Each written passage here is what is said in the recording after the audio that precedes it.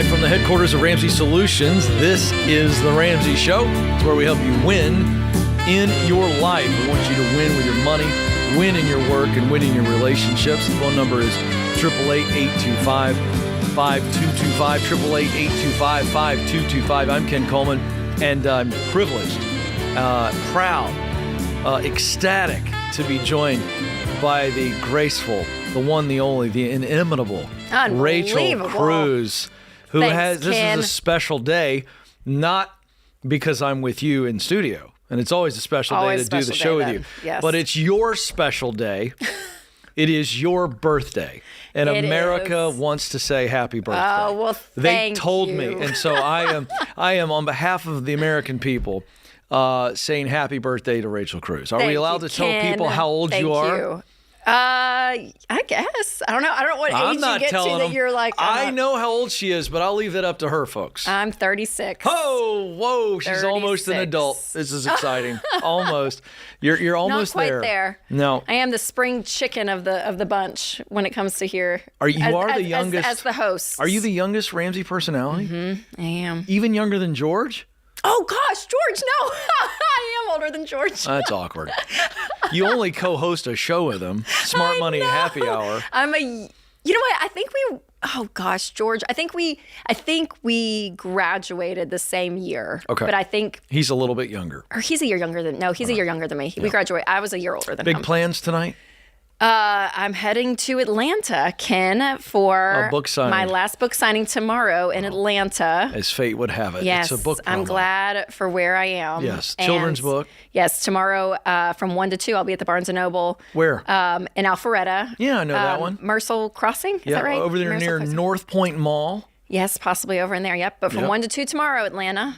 Come hang out. So we'll be doing a story time and the kids' book. It'll be the last stop of the book tour. Yeah. And for those of you that are planning to come or now want to show up, bring a cupcake. Rachel loves chocolate, and we'll keep celebrating her birthday the day after. So it's very fun. Ken. So it's exciting. I feel, James, I dropped the ball as her co-host and co-worker and friend for many years. I feel like I dropped the ball. I should have brought a small cake. Oh, and just giving us a great acapella. I'll make some calls maybe for hour 2, hour 3. We'll see what I can pull off. And I need a happy birthday song from you, Ken. Oh, I'll sing. I know you will. Maybe you actually have a pretty good voice. Maybe going out to the break, I'll sing happy birthday to you. Well, we'll see. America wants to hear that, so stay tuned. But first, Maria is joining us in my old stomping grounds where I went to high school, Rachel, Virginia Beach. Maria, how can we help? Hi. Happy birthday, Rachel. Oh, thank you, Maria. You're welcome. I have a $12,000 credit card debt that is on emergency percent low rate of 3% until November. And I am considering debt settlement for that credit card so that I can pay a lower amount in a lump sum. And I wanted to know if you recommend debt settlement. Well, what was the debt from? From my previous marriage. Okay, was it your debts together? Was the credit card under both of your names? Yes, or just yours? It was debt together, and we are getting divorced, so that's what I ended up with. Okay. Because the credit card is under my name. Because it was under your name, so yeah, it's going to you. Okay, so here's the thing with debt settlement, and usually when your debt goes into collections, meaning if you don't have the money, because I'm assuming you don't. Do you have the money to pay this? I don't have $12,000. I've been making the minimum payment, so it won't go into collection. Okay.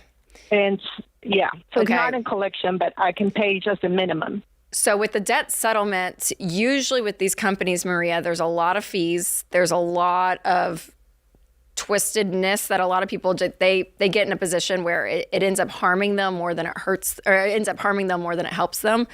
And honestly, Maria, I mean, at this point, my goal for you would be able to pay this off, even if it is paying minimum payments at a time, and then start working your way to putting more money towards this every month to become completely debt-free.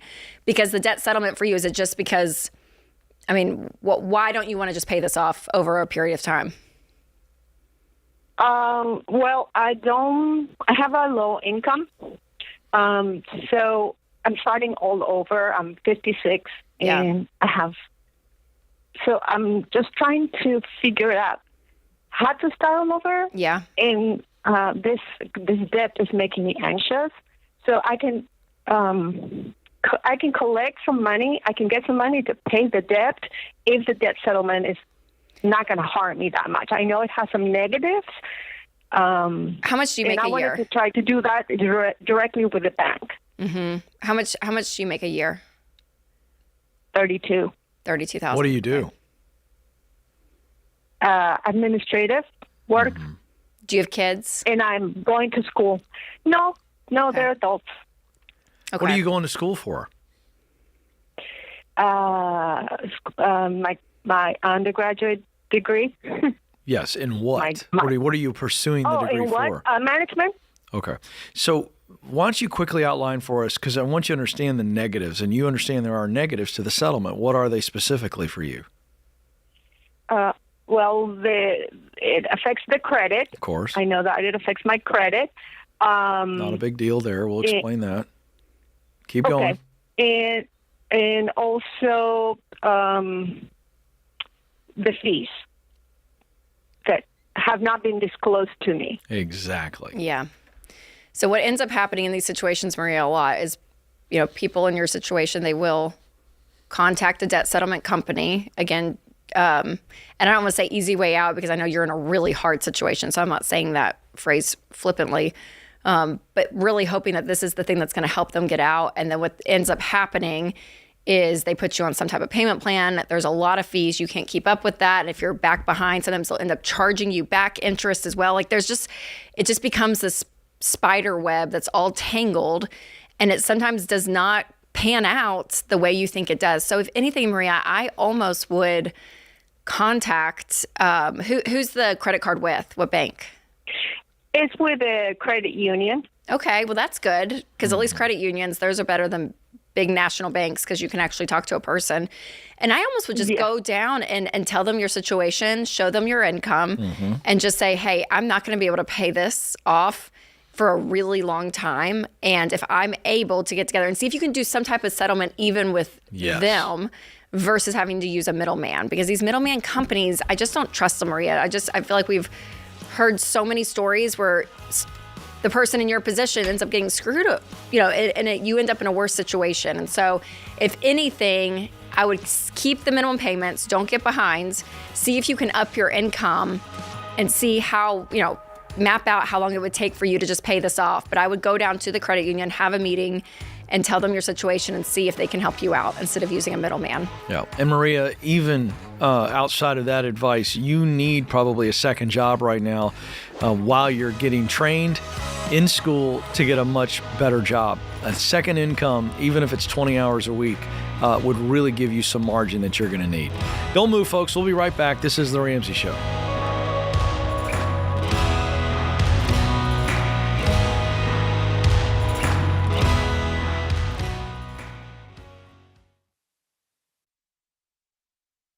Hey guys, Ramsey Solutions started small and grew fast. Because of that rapid growth, there were times when our systems slowed us down. That's why we switched to NetSuite. It works for us and it'll help your business too. Whether you're starting on a card table like I did, or you're well on your way to becoming a multi-million-dollar company, NetSuite can scale with you and help you communicate and plan better. Because you know your day-to-day up and down and sideways, but accounting, analytics, and supply chain are on another level.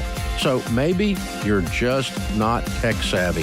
That can be okay. NetSuite will help at your speed and whatever your situation. More than 37,000 companies use NetSuite to know their numbers and their business better. So check out NetSuite today and find out how they can help you become the business you want to be 5 or 30 years from now. And right now, you can download NetSuite's free KPI checklist designed to give you consistently excellent performance at netsuite.com/Ramsey. That's netsuite.com/Ramsey.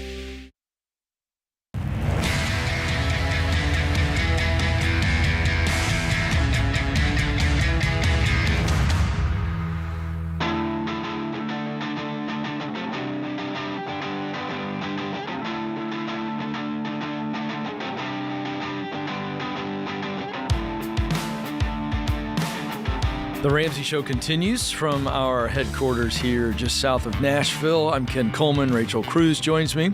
And we are here for you this hour, America, 888-825-5225.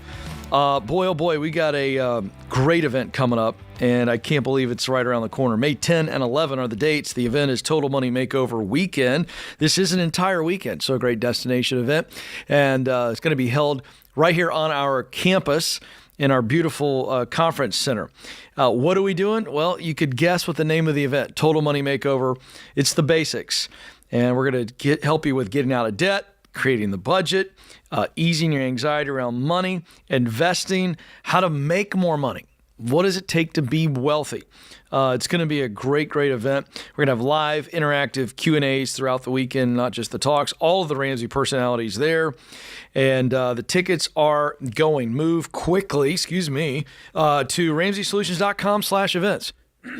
RamseySolutions.com/events. All right, let's get back to the phones. Kyle is joining us now in Indianapolis, Indiana. Kyle, how can we help? Hi, guys. Thanks for taking my call. You bet. What's up?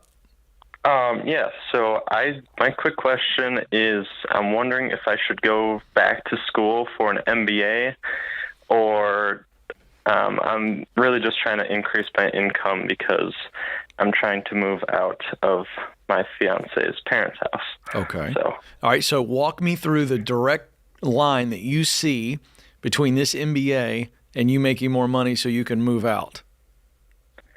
I guess that's kind of my struggle, is there's not a whole lot of direction. And I guess. So let's walk through this a little bit more. Okay. How long would it take you? Goodness gracious. I apologize, America. You just gave me a swig of water. I tried to help. And it did it again. Did what I could. Been talking all week at Entre Leadership Summit. The voice is tired. Kyle, how long would it take you to finish this MBA? Whether we know what we're going to do with it or not, let's just walk through the timeline. How long would that take? Probably roughly 2 years, I'd guess. Yeah, that's not helping you get out of the house quicker. Yeah, and how much would that be, Kyle? Yeah. Have you looked into programs? I'm seeing if I would, I probably wouldn't go unless if I got substantial financial aid. Right. All right, so let's talk about what needs to happen. Just bottom line, what needs to happen so that you can get out of this place that you're living in? What needs to happen? I'm making, I think we're close to $4,000 a month combined. Mm-hmm. So, and rent, that's kind of, as far as the quarter of the take-home pay, that's kind of $1,000 is like the minimum you can get here. So wait, combined, you and your fiance are making $4,000 a month? Yeah. So now that what do y'all both do? What do you do? Yeah. What do you guys do? I drive a bus right now, and she works part-time and is in school. Okay, so it was a trick question. The answer to my question is you guys need more income. You don't need a degree. And you're in a situation in an economy in the Indianapolis area, very strong job economy right now across the country. You're driving a bus making how much per hour? About $25. Okay. So she's a part-time because she's in school. So does she have any bandwidth at all to actually work beyond going to school and doing the part-time job? A little bit. A little bit. Okay, so we need to determine what a little bit is. And is she picking up, is that 10 hours, 15 hours? That's what she does. And then for you, $25 an hour, not bad. That's a really good hourly rate. That's a pretty good hourly rate. So you got to pick up a side job, some type of maybe a gig. Are you 40 hours a week, Kyle? I just recently started picking up about 40 hours, yeah. Okay. About 40 hours. Yes, it's just under. Okay. So we gotta get better jobs, and you don't need an MBA to do that. We need a second job. You don't need an MBA to get that. You just don't. And so what is she going to school for? She's going to school for to be like a physical therapist. Okay. And how long does she have left in her undergrad? She's 1 year away. 1 year away. And then what comes next? Because there's more schooling, is there not, for the PT? Well, I think or I guess it's physical or exercise science, so I don't think it's necessarily Is it her undergrad? Like a therapist. Yes. Yeah. So then she has to go on to PT school then if she wants to be a PT. Mm-hmm. Yeah. Okay. All right. So you see where we stand here? We've got a series of decisions that we're going to have to make to allow us to live, and we're going to have to live on way less than we make while we're in this season, her season, of getting educated to be able to be a physical therapist. So for you, you're the one with a little bit more freedom here to make some decisions. So if you're driving a bus and you're getting paid $25 an hour, my first question would be, can I drive for UPS? Can I drive for Coca-Cola or drive for a beer company where potentially I'm making more per hour? I don't know, but I'm going to look into that to go, I've got this qualification here. It'd be an easy move for me to work for a bigger company where I've got some room to grow. I know a lot of guys start out will be driving for like one of those soda companies or a beer company. Mm-hmm. They put their time in and then they work their way up into management. So you've got to start to take the future really serious right now while your fiance is taking care of her future. And so we're going to have to make some more money to be able to afford the rent, or we're going to have to live somewhere further away than we want to live. That's also the reality.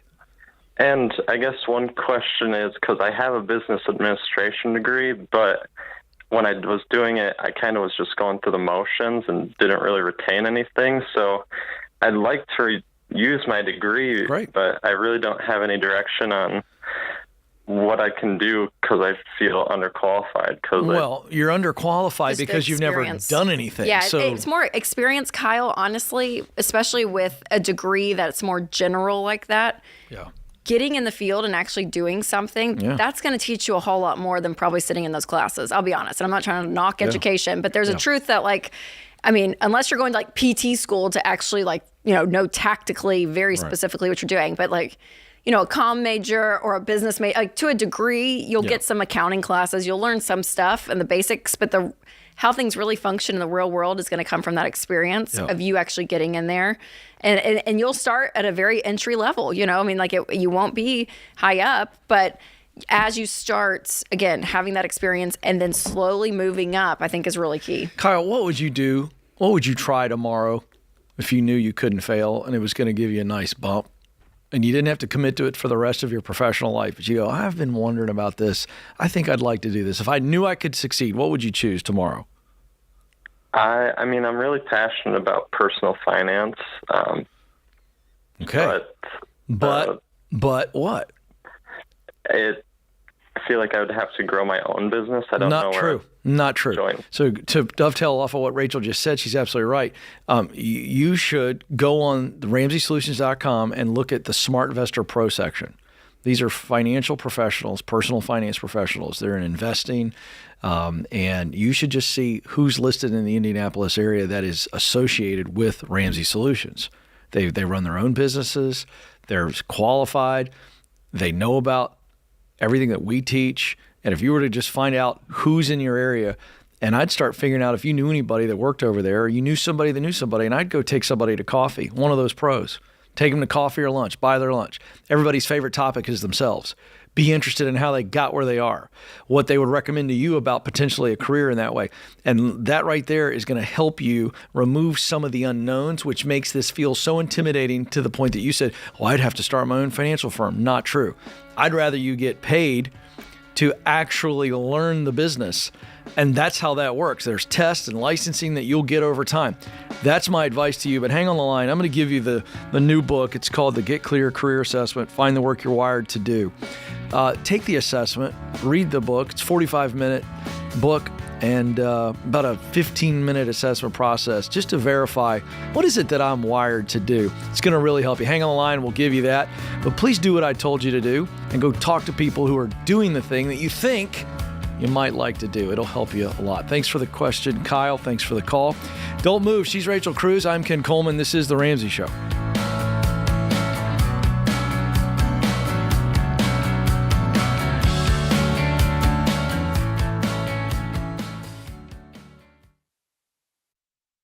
Your home is probably the biggest purchase you'll ever make. And with the real estate market like it is now, you'll need a mortgage company you can trust. That's Churchill Mortgage. You guys, buying a home is not a button push. It's a process.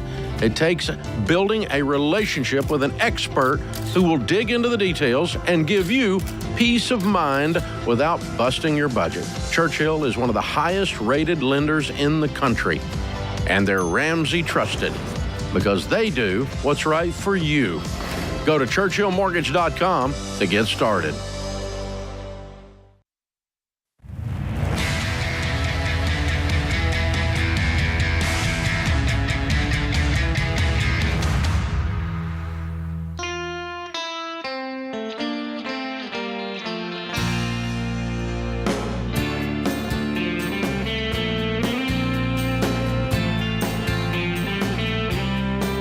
Welcome back, America. You're joining the conversation about you, with you, here on The Ramsey Show. I'm Ken Coleman. Rachel Cruze joins me.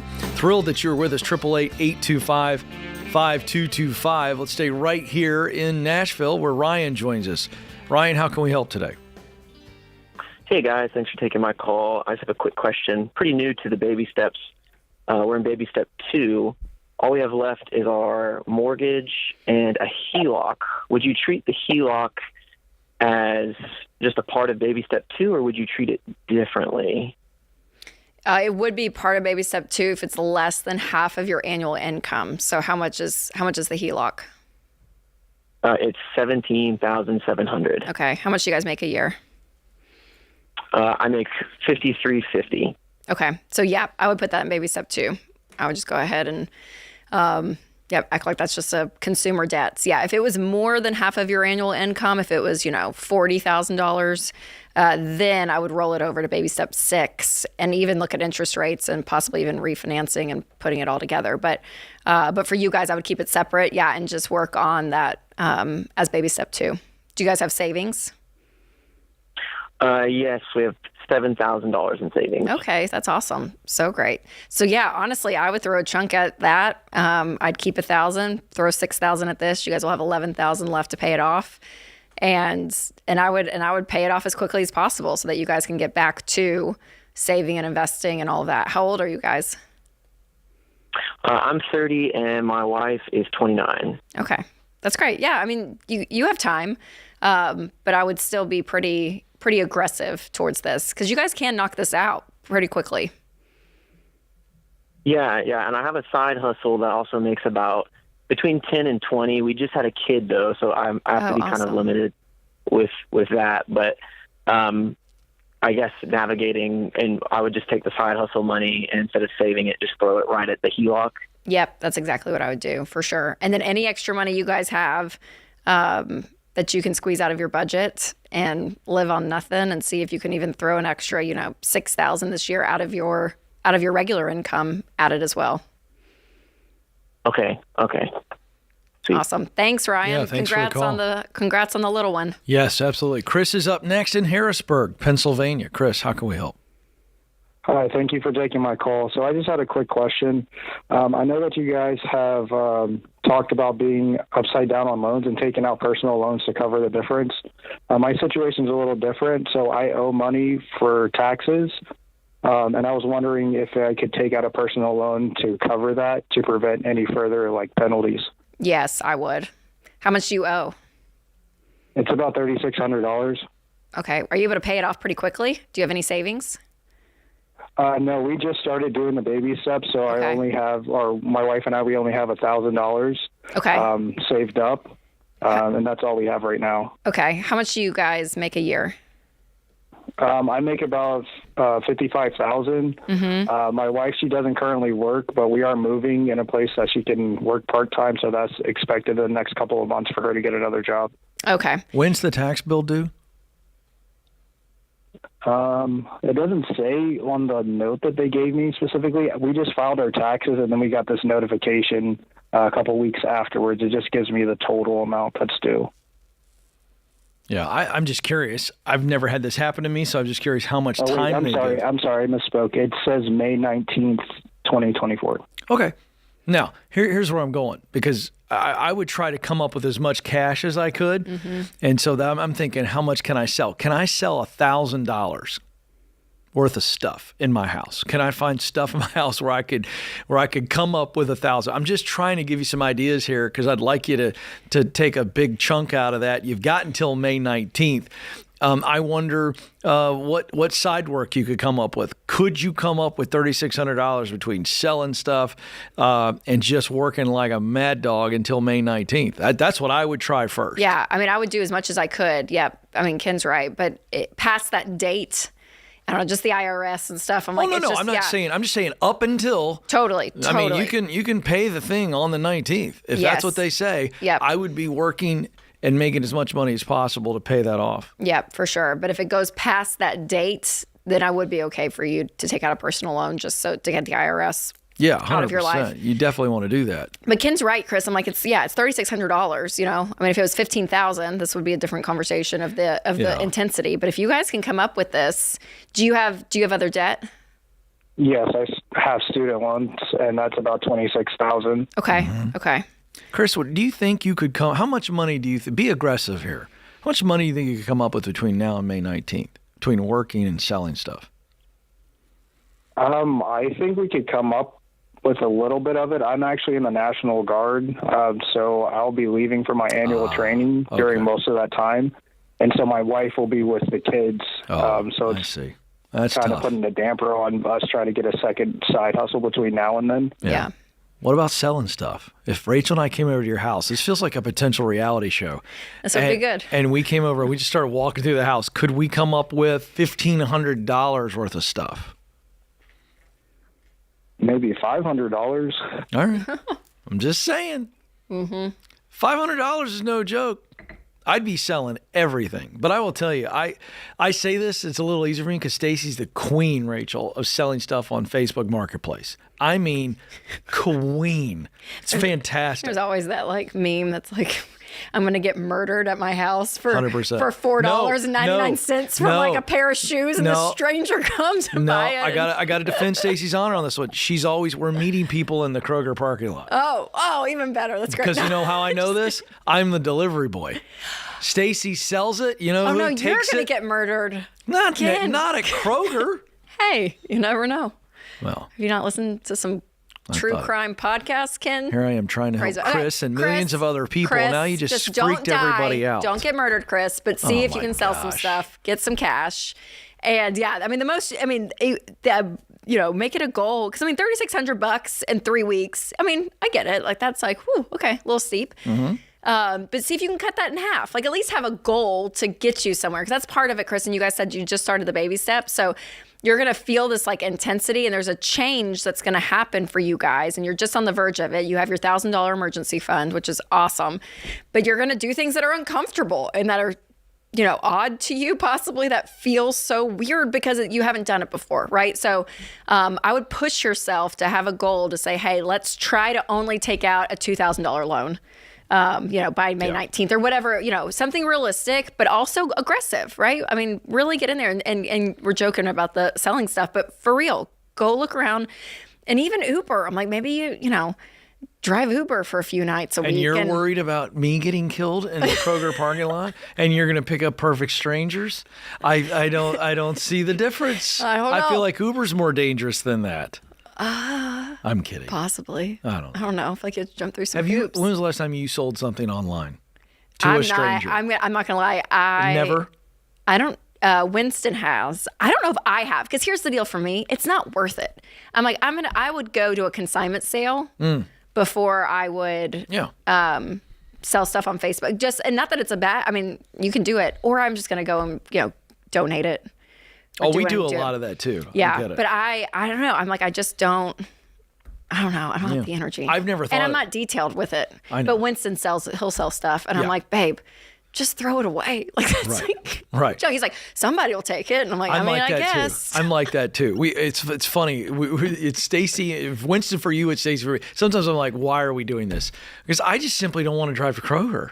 I'm really comfortable watching golf right now. I don't want to get up. Yeah. It's that kind of thing. Yeah. Because it's odd hours. For $15 or whatever. You got to meet so-and-so. And you're just like, oh. Yeah, I get that. Trust me. But I don't know. For people who really, you need to scrape every penny together. Oh, Oh, sure. I mean, if you're in a our season friends, of sacrifice. the minimalists, they could tell you. There's thousands of dollars that in is so people's true. homes. Yes. That's all I'm saying. If you had to come up with money quick. TVs, I mean, just, all of it. And then if you're really worried, porch furniture, hire an armed guard. Give the armed guard a little bit of a piece of the sales. Like, hey, I need you to come with me to this transaction. Trying to lower expenses, Ken. I know, but you scared America, so now I'm trying to meet them in the middle. All right, we're having fun. I hope you are too. Don't move. We'll be right back. This is The Ramsey Show.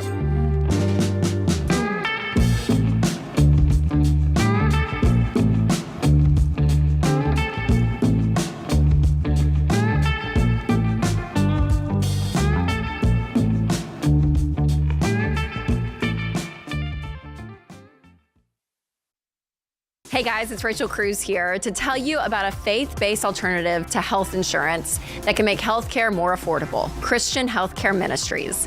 CHM allows members to share each other's healthcare costs, and it's as easy as 1, 2, 3. Step 1, choose the healthcare provider you want. Step 2, submit your eligible bills. And step 3, get reimbursed. CHM members take care of your eligible medical bills. With no networks and the freedom to choose your healthcare provider, CHM is the best option for Christians who want to take care of their families and help other believers. Find out more at chministries.org/budget.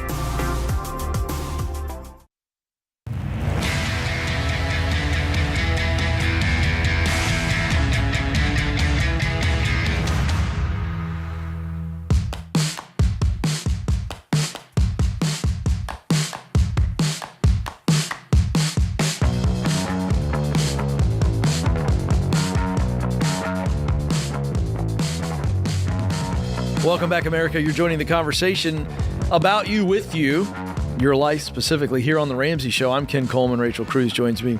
And by the way, America, today is Rachel's birthday, and we're just celebrating her the entire show. I mean, there's so much to celebrate. So, thank you, Ken. Big plans tonight. You're flying to Atlanta. I'm gonna drive. Oh, you're driving. I know. It's it's a 4-hour. It's one of those tweeners. And that's always right on the. I know. And we're gonna be in North Atlanta tomorrow for the book signing. You're gonna be Alpharetta. So then I would hate to drive down through Atlanta to get to the airport. Yeah. Because you're already north, so we're close to Nashville. So I'm driving. Right. We're gonna drive. Barnes and Noble and Alpharetta. Yes, that's correct. I know where that is. Mersel Crossing, I think, is what it's called. I don't know. Marsel Crossing. I forgot. 1 to 2. 1 to 2 tomorrow. So that'll be fun. She's going to be signing copies of the new children's book, second in the series. I'm glad for where I am. Really fun little book. Great message. So if you're in the greater ATL area and you want to brave the afternoon traffic, whew. That in LA, and Dallas. I picked some traffic-y cities. Yeah, boy, oh boy, you got to really love you to get to see you. I'll tell you that. All right, let's go to Deb, who joins us down in Grand Rapids. Deb, how can we help? Hi. Happy birthday, Rachel. I had to fit that in. Thank you so much for taking my call. Thank you. Okay, I am 62 years old. And I have no retirement, but I recently sold my house and I have profited $85,000 and it's sitting in savings and I don't know what to do from here. Okay, where are you living now? So I invested and co-partnered with a good long friend of mine and we bought my mom and dad's homestead. So I am here and it is covered. If something happens to him or me, we get the house. So that's where that is. It's paid for. Okay. So no mortgage, rent. Nope. You're okay. And I'm gonna just assume that all of that was pretty clean. You have good documentation on that deal. Everything is buttoned up well with that title. Yeah. Okay. Mm-hmm. Do you work, Deb? I do. I work from home. I'm self-employed. Yep. What do you make? And I actually work for a network marketing company, and I have for 24 years. Okay. What kind of income do you make? Now I make $35,000. Okay. How long do you plan to do this? You said you were 62? Yes. Mm-hmm. Okay. What's the outlook?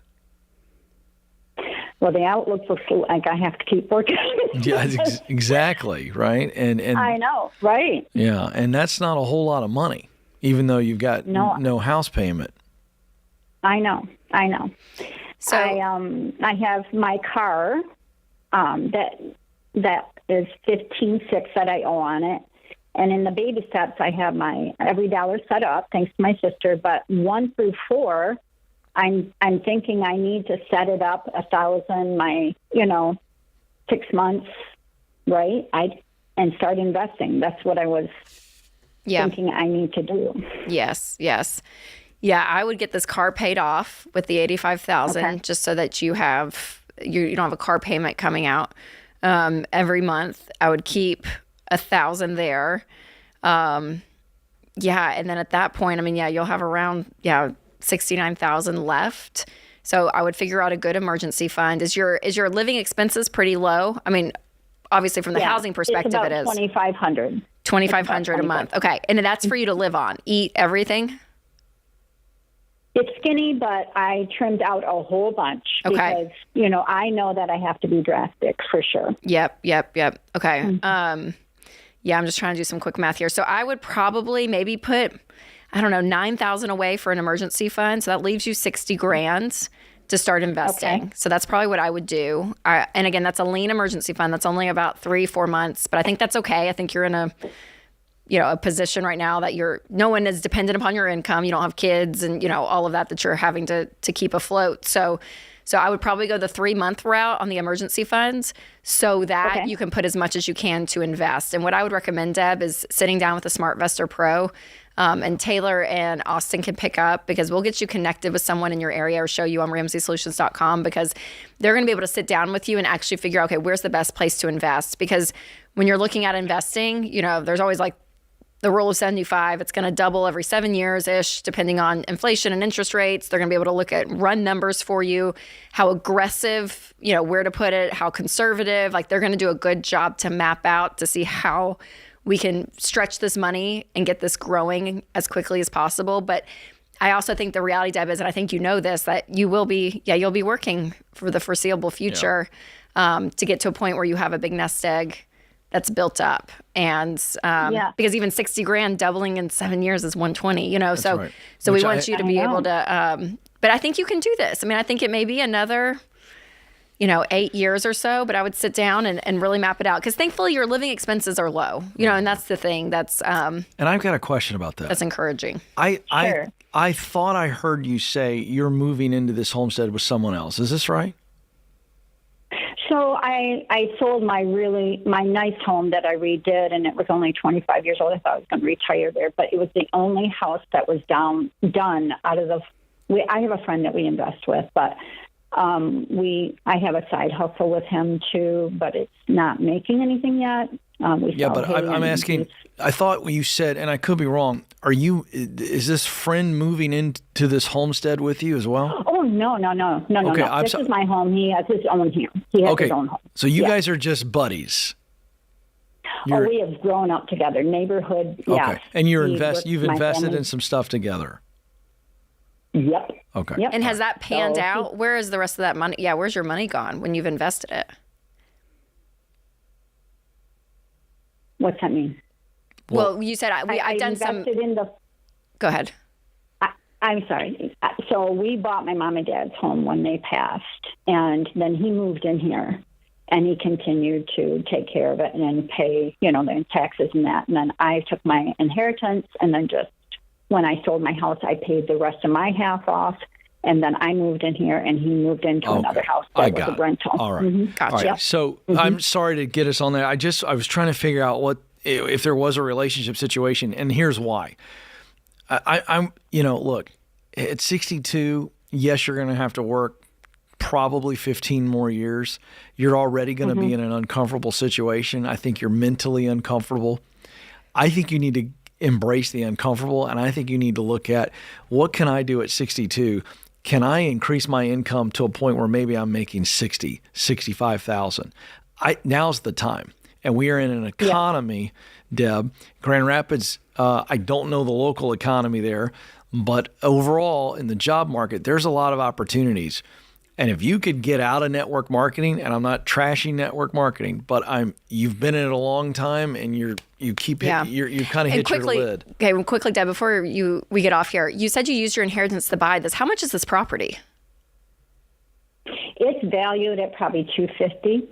So that was the other question. Do I sell this? I mean, that's an option. I mean, you'd have to go buy something in cash because I don't want you. Yeah, and that creates more expense for her. So in that case, I didn't know if it was like $1 million property or something that I'm like use all your inheritance or something there. I'll tell you what. 3 acres. Actually, do you know what? One thing I would consider is if you had a girlfriend that you were really close with, and you guys are getting up in age, she's single.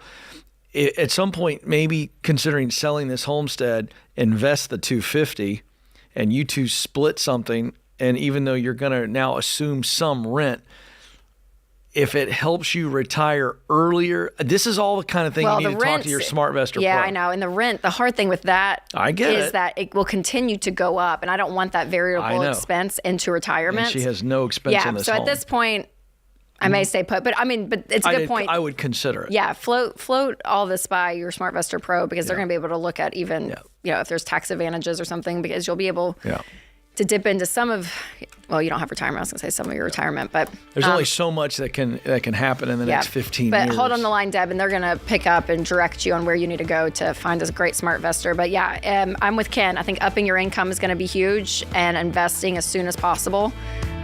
Paying off the car and having that emergency fund. I hope that helps. Yeah, thanks for the call, Deb.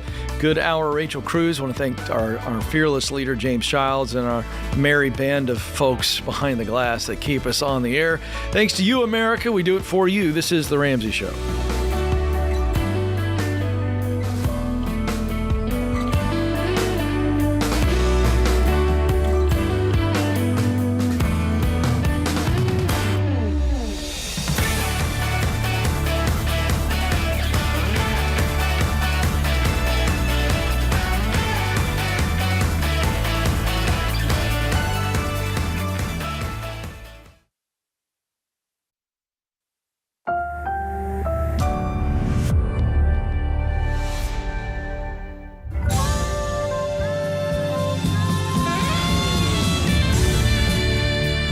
Live from the headquarters of Ramsey Solutions, this is The Ramsey Show, where we help you win in life, winning with your money, winning in your work, and winning in your relationships. 888-825-5225 is the phone number. That's 888-825-5225. I'm Ken Coleman, joined by the incomparable, the glowing, the graceful Rachel Cruze. Why is she glowing? Well, it's her birthday today, and making sure America knows. She is feeling older and wiser. You know who you are? I'm giving you a new name. Wow. I'm going to give you a moniker, and you can shoot it up or down. This is my birthday gift from Ken. It is. Words of affirmation. You are America's financial sweetheart. Oh.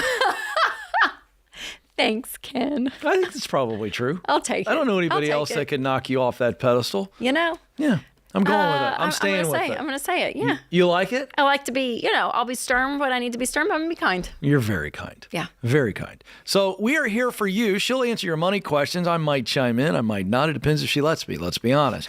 And I'm here to help you with your work questions, because if you're winning at work, you got a chance to win in your income. You get better, your paycheck gets bigger. That's what I do. I want to tie that professional growth to financial growth. So I'm happy to help with any of those questions, because we need to get more income many times to get through these baby steps. In fact, most of the time. So that's who we are. That's what we're doing. We're here for you. Randall's up in Birmingham, Alabama. Randall, how can we help? Rachel and Kim, thank you so much for having me. I tell you, I'm a long-time listener, but this is my first time calling, and I'm just honored to be amongst you. I had a question. I need some more paycheck in my pocket, like you said. Come on. I think I got myself in a little bit of a pickle, but see, my wife's her birthday is actually today as well, and I didn't know that Rachel's birthday. Oh my gosh. Randall? What is your wife's name? Her name's Vivian. Vivian, happy birthday. Happy birthday, Vivian. Hey, April 25th. Absolutely. It's not too hot, not too cold. All you need is a light jacket. Name that movie. I have no idea. I don't know. Randall, I don't neither know. one of us Anyone? Right. Miss Congeniality. Rachel, okay, we'll get to your question. Promise you, Randall's never. She's a little more cultured than I am, I guess. So I'm in a little bit of a pinch here. I didn't quite budget the right way for my wife's gift. She likes nice things, and we've been working the program. So we've been working the program, and and then all of a sudden she wanted this nice gift, and so I pulled out kind of this emergency credit card, and I'm a little bit afraid that it's gonna ruin the experience for her. Okay, hold on. Because what's the gift? Well, it's this purse that she wanted. Now Rachel's the problem that my paycheck's too small. She starts putting all of her outfits on Instagram, and my wife just goes on there and tries to start clicking on all of them, and so our budget's upside down. Are you okay, Rachel? This is a joke. You think this is a prank call? Wait, Randall, are you being for real? Hold on. I'm sorry. I think Randall's for real. I'm sorry. Is she really buying? Would you? Well, I bought a purse for my birthday, Randall. I'm like, there's just too many coincidences. You right just now. bought a purse? I got a purse for my birthday. What'd you get? When I was in LA. What'd you get? A nice purse. She is devout. She's a devout Rachel Cruze fan. Oh, does she have the Rachel Cruze wallet? She does. Wow. And my credit card is back in the back drawer, and I screwed up. So have you already purchased the purse, or are you thinking about it? Oh, you did? No, I charged it. I'm giving it to her tonight, and I'm scared she's going to see that bill. And right. Take it back. Right. It's not been used. Take it back. If she's going to be upset that you charged the purse, then she'll be okay if you take it back. Here's the problem. I can't take it back. It's a really nice purse. No, you can't. No, I got this purse. I had to go all the way to Los Angeles. Okay. All right, there it is.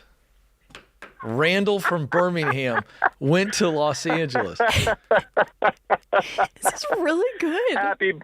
Happy birthday, Rachel. Golly. That's your husband, Winston. I literally was like this. I was 50-50. I was trying not to disrespect you, Winston Randall. Wow, what an honor. Can I also say... That was a really good impression. That's actually good. I didn't know you had impressions. acting chops. Winston has good impressions. Folks... I bet you could do Ken. Do Ken, Randall. Oh, gosh, I don't know if I can do Ken right now. Let me just say this. America... I have to be looking at a picture of Ken to do it. Yeah, well, that's true. Hey, folks, America, this is the one, the only Winston Cruze, Rachel's beloved. And I did not know, my friend, I've known you a long time. I did not know you had those kind of acting chops because you sold me. I was now convinced. Did you know he was calling in? I did not.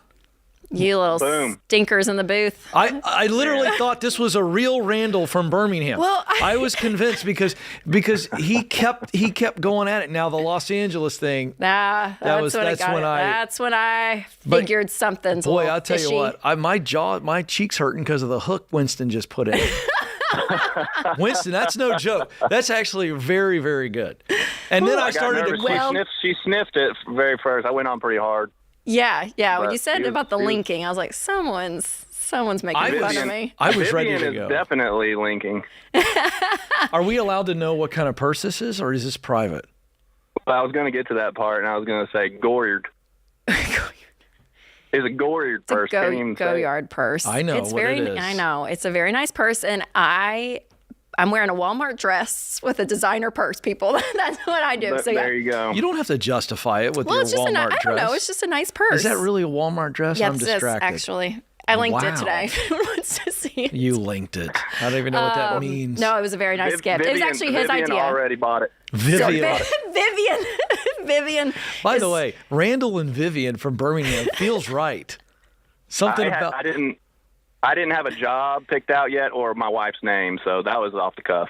Wow. Very impressive. You were how sweet very, is this? Very confident. All right, now I do have to ask a question now that we have Winston on the phone because America wants to know this, I feel. Did you suggest said purse or did he know that you wanted it and he popped for it? I'll let you say, babe. I have 2 ears and 1 mouth. And so they're always listening. Attaboy. So you knew she wanted it. They're always listening. Yep. And you guys were in L.A. for her book tour together. Exactly right. They don't ship anything, so you got to go in the store and do the dance. There's no e-commerce. Did you take her in there and tell her, or did you get it and then present it? I said, we're going to Rodeo Drive when we go out there. Rodeo? No, what did you say? You didn't call it Rodeo. Total Randall Rodeo. fashion. Randall would say it's rodeo. That's how you spell it. Let's go Rodeo Drive, babe. I was like, Winston, don't say that in the store, please. I am so sad that I missed this expedition. Love you, babe. Thanks for calling you too. in. Happy birthday. Thank Oh, you. man, what a prince. What a prince of a guy. He doesn't like doing that kind of thing, but he No. crushed that. Man. Boy, I am gullible, James. I was on the hook with Randall until the very end. I need to wake up, folks. I need a cup of coffee. I'll do that on the break. This is The Ramsey Show.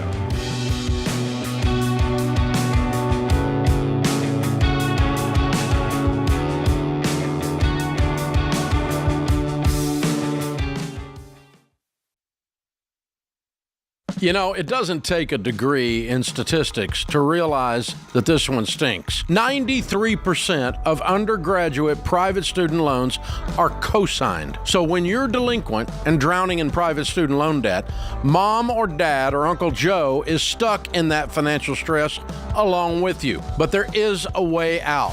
Why Refi? Why Refi offers a custom refinancing option with a fixed rate loan based on your ability to pay. And the average interest rate Why Refi offers is 3.9%, which can significantly reduce your monthly payment and decrease your total cost. Why Refi refinances your defaulted private student loans that other places won't touch. And I trust them to help you get out of debt. So don't be another statistic in the student loan swamp. Contact Why Refi at 844-2-RAMSEY or go to whyrefi.com/Ramsey. That's 844-2-RAMSEY or the letter Y, then REFY.com/Ramsey.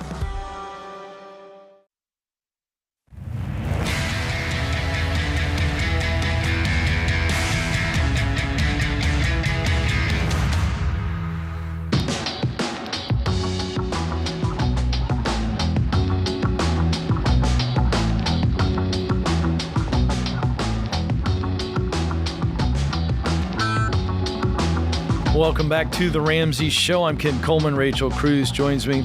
So excited that you are with us. You know, for decades, Dave has said that your income is your greatest wealth building tool. And to the extent that you can increase your income, then you can increase your wealth. And I'm so thrilled to be a part of the Ramsey personality team and a part of this great company. And I'm focused completely on that area of helping you make more money. If you're winning at work, you've got a chance to win financially. The more you win financially, to get debt-free, to build wealth, the more freedom you have. And everybody longs to be free to live the life they want to live. And so part of that equation to winning professionally and winning financially is to figure out the work you're wired to do. And so I've written a short book called Find the Work You're Wired to Do. And it comes with the Get Clear Career Assessment, which is a self-awareness tool. It's not a personality profile. It's going to measure three things: what you do really, really well, the work you really enjoy doing, and the results that motivate you to actually show up and do great at work. So it's a combination assessment and book.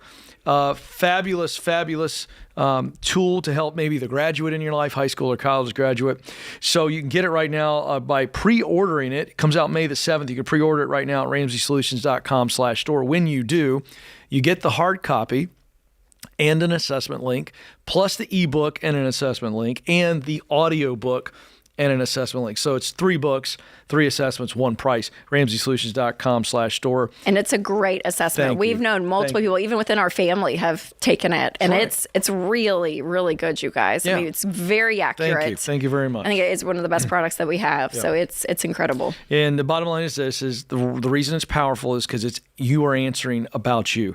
And you get a mirror and you go, oh, okay, now I see who I am, and it allows me to figure out what I want to do and where I can do it. So you can get that at RamseySolutions.com/store. All right, to the phones we go. Ann is up in Minneapolis, Minnesota. Hey, Ann, how can we help?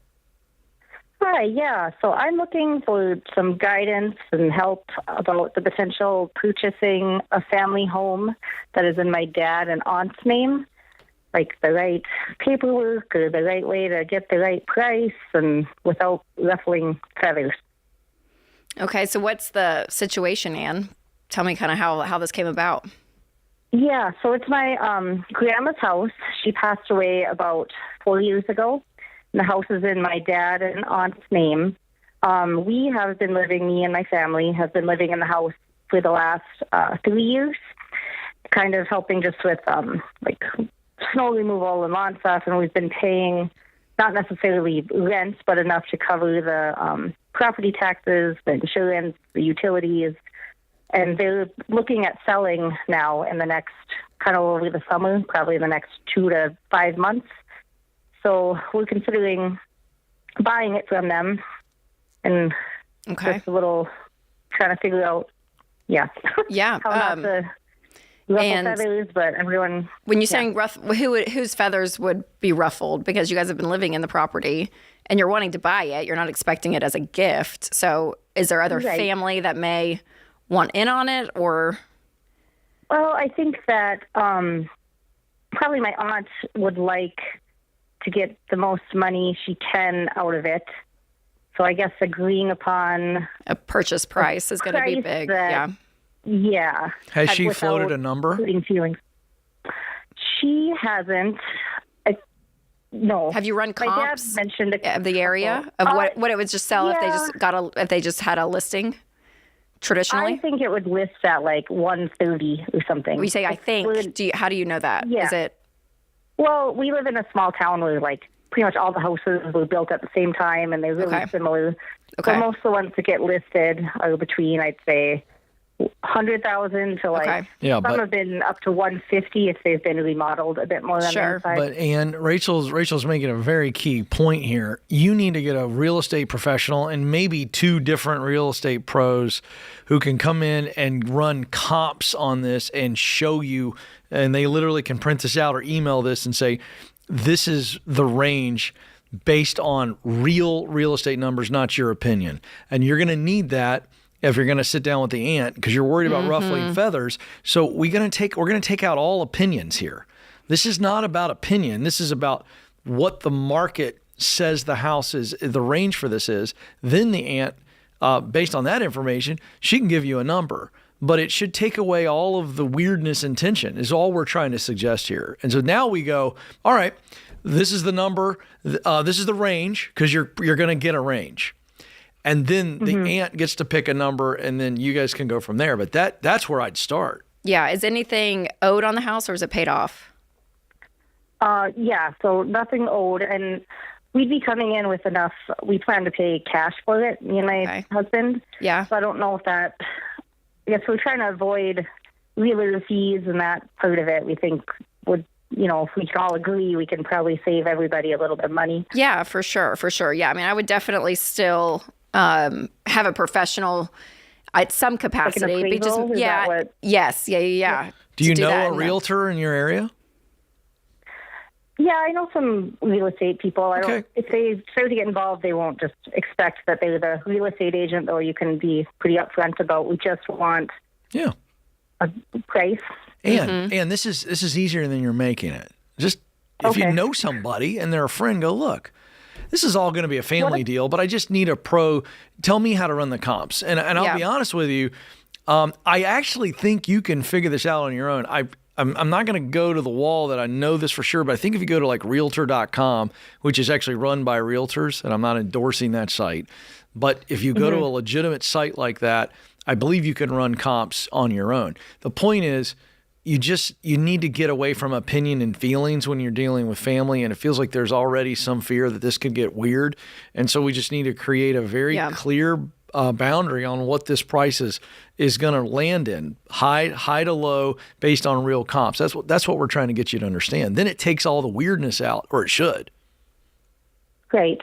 If we end up not using a realtor and things, are there paperwork aspects? Like, I guess I don't know the next step with that. Yeah, I would probably get a real estate attorney. I would probably just get a real estate attorney. Just and a couple of hours of work. It won't be that difficult, but you just want to make sure that the title and everything, is transferred properly. I don't think there would be any, capital gains at that point if you just outright buy it from them. Yeah, I mean, most of it should be a pretty smooth process, so it shouldn't take that much. But I would get some legal opinion around it just to make sure that it's great. And again, it's when it's family like this, some cases, it sounds like the aunt's going to want every little penny she wants. And some families, we talk to, and they do kind of a family discount because they want to keep the home in the family. You know what I mean? So having all of those conversations up front and as non-emotional as possible, because you want to keep the relationships intact, right? I mean, like that's a goal in this for sure. That's a big part of the and she'll be able and she'll come away with some money, which is great. I guess her and your dad will split it 50-50 when you guys buy it for what you get. But I would get a real estate attorney and pay just a couple of hours probably of their time just to look over everything and make sure that everything is titled correctly and all of that, the deed, everything. So make sure that that's all smooth. Yeah. All right, Ann, thank you so much for the call. Appreciate that. It's always best to just remove emotion and opinion when doing any transaction with family. Yes. And certainly in this case, a house. So because it's emotional as much as people like, and if it's the grandmother's house, right? And so and I don't know their relationship, but I mean, like people, there can be some things that go sideways if you don't. And didn't you have a sense? Didn't you feel like maybe she was worried about the aunt? It was the aunt, asking too much for it, or more that's than right. they were And you don't want to. and that's the other thing, Ann. You don't want to overpay, or not Ann. I'm sorry. You don't want to overpay for. Or no, it was Ann. That's right. Overpay for it either. So if aunt is like, no, I want, I want to make sure I get $100,000 out of this, so we're going to sell it at $200,000. Be like, well, I'm not your buyer, so you don't get emotional on your end either, Ann. Even though you guys have been there for 3 years, keeping it up, you want to make a smart choice for you guys too as your family. Yeah, great advice. All right, phone number is 888-825-5225. Quick break, and we'll be right back. This is the Ramsey Show.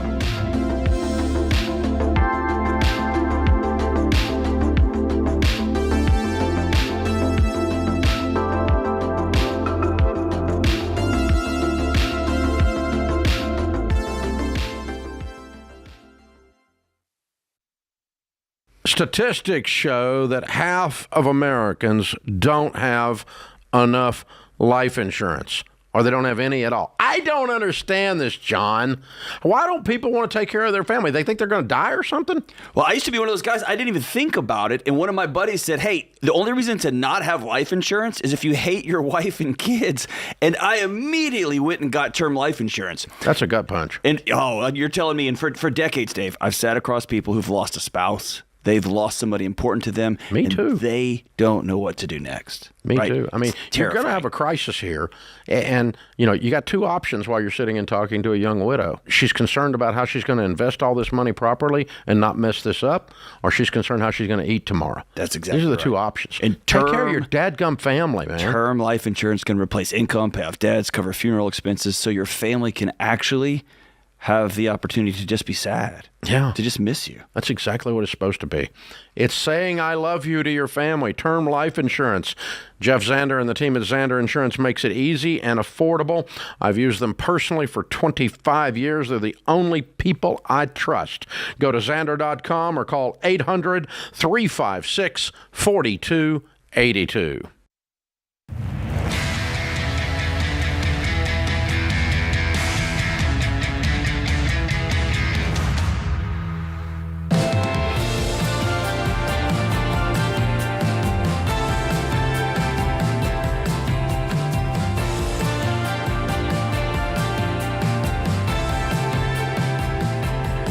Welcome back to the Ramsey Show. I'm Ken Coleman. Rachel Cruze joins me, and we are thrilled that you're here. The phone number to jump in is 888-825-5225. That's 888-825-5225. It's Financial Literacy Month, and one of the ways we're celebrating that is taking questions from students at high schools, where our Foundations in Personal Finance curriculum is taught. And today's question comes from a student at Fidelis Christian School. I know that going to college debt-free for your first 4 years is possible, but is going to grad school debt-free possible as well? Becoming a doctor, for example, would you still have a large amount of debt? Yeah, I mean, this is a hard one when you get into, being an MD or law school. I mean, it's obviously a I can speak to the law school one. Pretty I'll bet penny. you didn't know this. Oh, Do go. you know Give me a... that you now? I know this is. I don't believe this is true for medical school, but I know for a fact this is true for law school. There are law schools around the country, not the prestigious big name brands, but law schools around the country that if you score high enough on your LSAT, which is the law school entrance exam, you can in fact get a free ride. This is an absolute fact. So you can take the LSAT as many times as you want. It costs you money. I don't recall. Maybe it's $500-600. I'll check that out. But you can, as it relates to law school, if you're willing to go to a school that it's not a big name. Yes. By the way, which we'd probably nobody say to cares. do that anyways. That's right. That's right. You can actually get a free ride, full ride, based on your LSAT score for law school. I do know that for sure. Yeah, that's amazing. So I wanted to point that out. I'm sorry I interrupted, but I wanted to point that out. Well, I was going to say because we find it's interesting hearing people's stories where we talk to people that are like, yeah, I had my tuition and got cut in half because I did X, Y, and Z, right? Like whether it's like working for a certain, medical group or whatever it may be, there are hoops that you can jump through. It's hard and they're not like out there obvious. You really do have to do some research. But I think doing that front end work when it comes to a degree that is so high priced, it's worth doing. It's worth looking, or it's even worth taking your time through it. You'll be older when you get out, obviously, because it takes a lot of years when you're doing this kind of thing, especially in the medical world. But taking your time, because what we see on this show too is the other end of it. We either see like, oh yeah, they got a ton of debt, 6 figures, but they're making good money. They're going to pay it off in relatively a short amount of time, 2 to 3 years, which is great. But then you hear the calls, where she gets pregnant and their baby has special needs and she wants to be home or what. I mean, you have no idea. You have no idea what life's going to throw you, or, something happens to one spouse and they pass away. I mean, like we hear every scenario you can imagine. And what happens with debt is you just take on risk, regardless if it's school debts, personal loans, whatever it is, you just take on risk. And all of that is really mitigated when you just say, hey, I'm going to just go a different way. So it is more difficult. I'm not saying it's easy, but I would be looking all around. Yeah, it's absolutely great advice. All right, to the phones we go. 888-825-5225. Gainesville, Florida, actually, is where Michael is. Michael, how can we help? Hi, how are you? My name is Michael. Like I say, I'm calling because me and my wife, we are looking to purchase a house in the near future. We have around $10,000 in the bank right now, and I was wondering if it will be wise to move that money to the high yield savings account. Yeah, I would think so for sure. How long do you think it'll be till you buy a home? Do you know, Michael? Okay, right now we're able to save around $3,000 a month, me and her. We have no debt. We pay little rent. And I'm thinking saving for a year and see how the markets react in a year from now. But if the opportunity comes before that, at least, my money's not sitting in the bank earning any interest. Yes, yeah, for sure. Well, I was going to say if this was any time 5 years or more, I didn't know what your situation was. I didn't know if you guys were, working your way out of debt or where you were financially.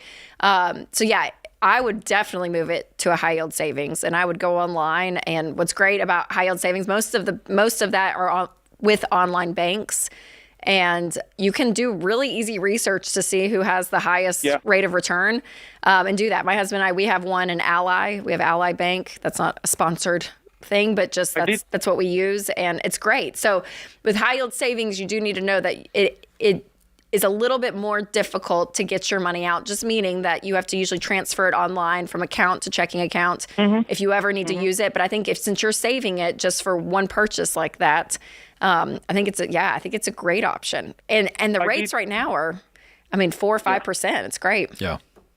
I did open one a couple of days ago with American Express.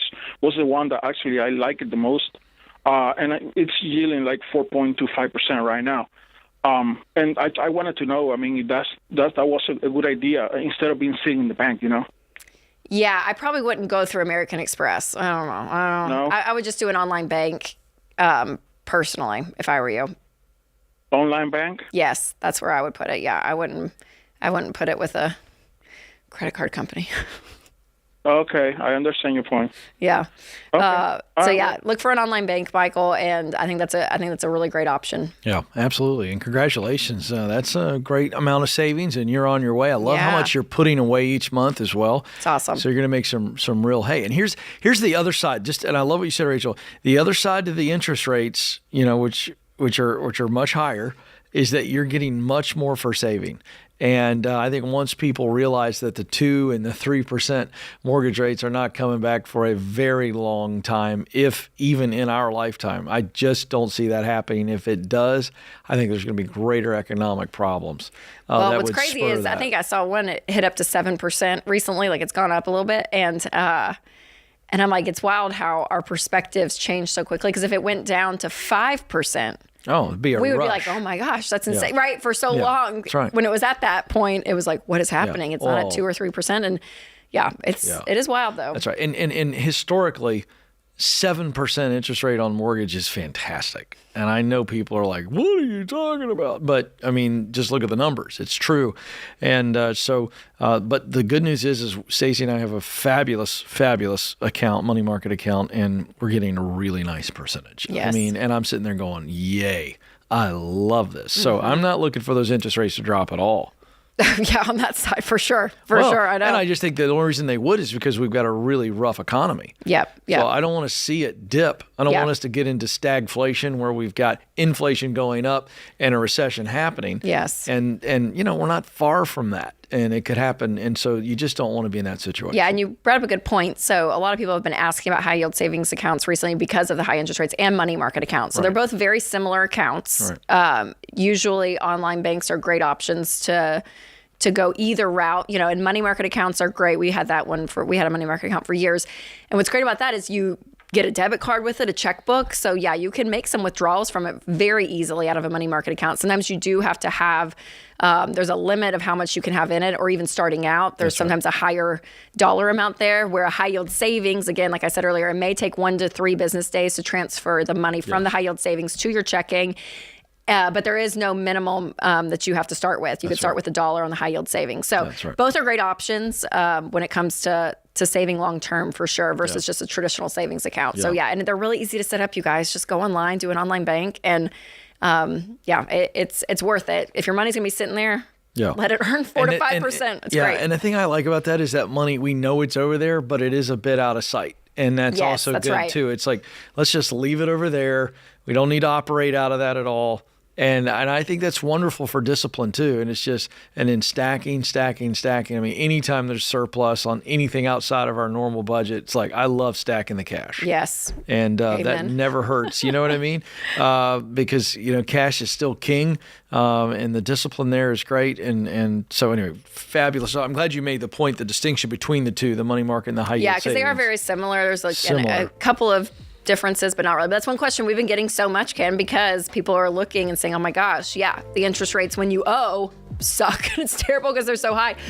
But gosh, we're making historic on the other end, which is so great time for savers. Yes. And saving is always good. So good stuff there. All right, we got to take a quick break. She's Rachel Cruze. I'm Ken Coleman. You're listening to The Ramsey Show. Don't move. We'll be right back.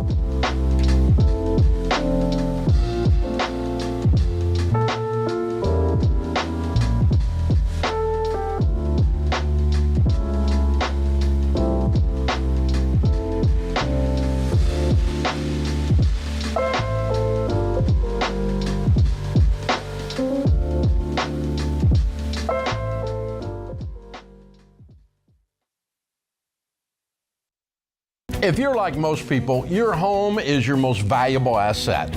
And when you want to make improvements, it can feel like everything costs too much or takes too long. But something as simple as custom window coverings from Blinds.com can completely change your space and add value to your home. We've recommended Blinds.com for over a decade, so you know you can trust them. From blinds, drapes, and shutters to motorized shades, they make it easy and affordable to upgrade your entire home, and their team is ready to help with everything. from design consultation to measuring and installation. Plus, there are never any misleading quotes or hidden fees. Everything's backed by their 100% satisfaction guarantee, and shipping is always free. See why Blinds.com is the #1 online retailer of custom window coverings. Visit Blinds.com to get up to 45% off. That's Blinds.com. Rules and restrictions may apply.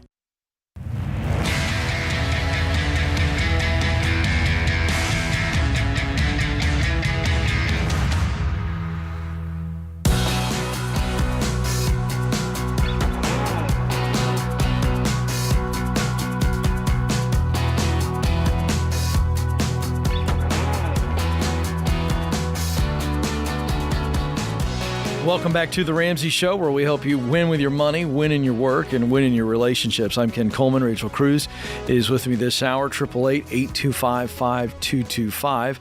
Lansing, Michigan is where John is waiting. John, how can we help? Hi, thank you for taking my call. Appreciate you. Yeah, you bet. I went back to school less than a year ago at a community college, enrolled there because I would like to, for the future, get into marine biology.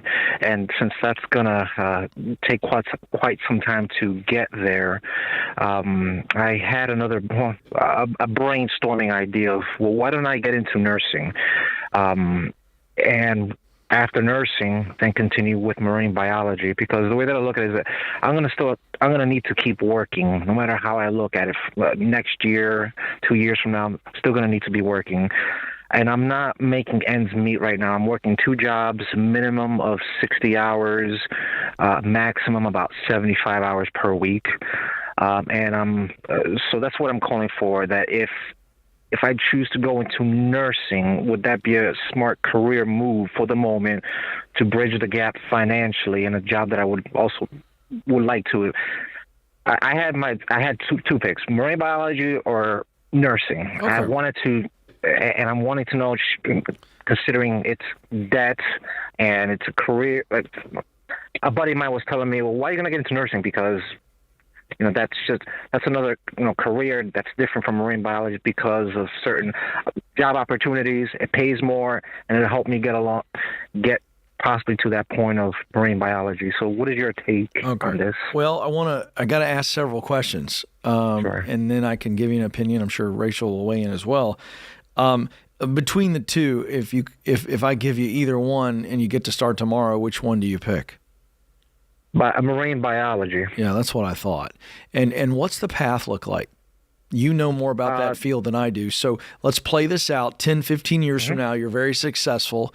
What are you doing in marine biology, and what's the range of income doing that? The range of No, what are we doing? Give me the ladder. Like we're further up the ladder. 10, 15 years from now, successful. What is that role? And then tell me the range of income. Correct. The role would be that I would like to see myself on a boat, studying oceanography or fish in the sea, basically environmental, the aspects of that. Okay, great. That's what I would like to be into. However, most of these jobs require a master's or a PhD. A bachelor's, you could get into it, but it's mostly like a lab work. It does not pay well at all. I've spoken to other marine biologists with just a bachelor's degree, and they're making, let's say, for example, in Florida, they're making about $22 an hour in Florida. And they have a bachelor's degree.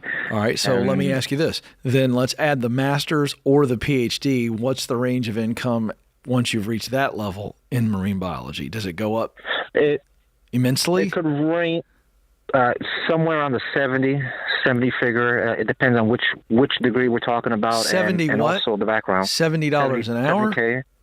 Or 70K? 70. Yes, okay. 70K. All right, and so let's call it 70K. And is that the low, medium, or high end of the range? That would be more of the low range, starting off about that range. And then what could you get to? I've seen it as over 100,000, but that's a very low percentage. But there are biologists out there that make 100K and more. All right, you're helping me. You're helping me form an opinion here. How much is it going to cost you to get the master's? And then how much would it cost to get the PhD? Give me the two different numbers. Well, that I have not looked into too in depth with at the moment. Gotta go. For the master's. You gotta find that out. Yes. Because I can't give you a really informed opinion here, but I can give you a theory. Okay, so to me, it's not. To me, based on your needs and what you're presenting today, it doesn't make a lot of sense to just get the bachelor's in marine biology and make $22 an hour. Just doesn't make a lot of sense to me. And I also don't think it allows you to reach the level that you want to reach. I think that was obvious. Is that correct? Correct. All right. So now you don't know what it's going to cost for a master's and a PhD, but you don't have that money right now. You don't have that saved up either, do you?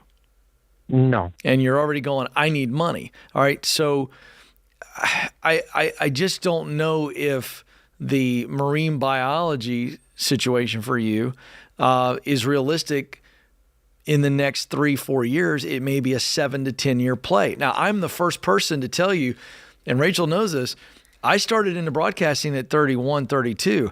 It took me 9 years to land the gig, the dream gig. I'm willing to wait that long. Most people are not, to be frank.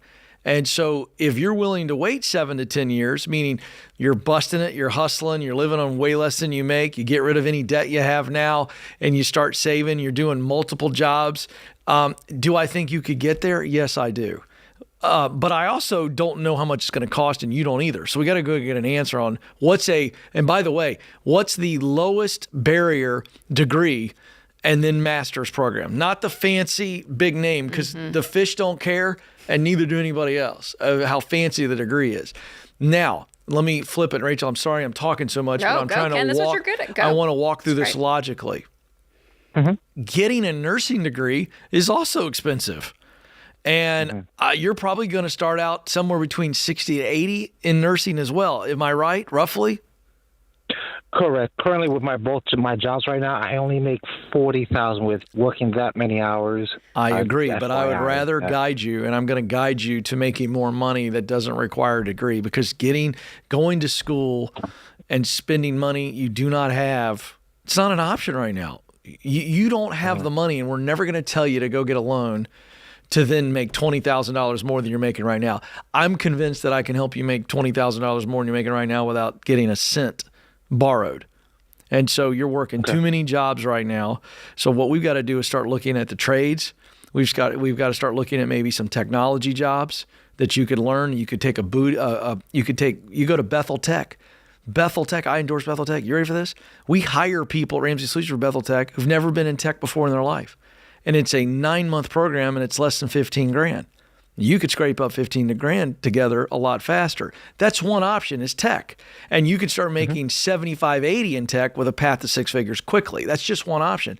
The trades, if you're handy at all, you can go into electrician, plumbing, carpentry, and be making 40, 50, 60 bucks an hour, somewhere in that range. And I may be a little bit low on that. I'm just kind of speaking in general across the country.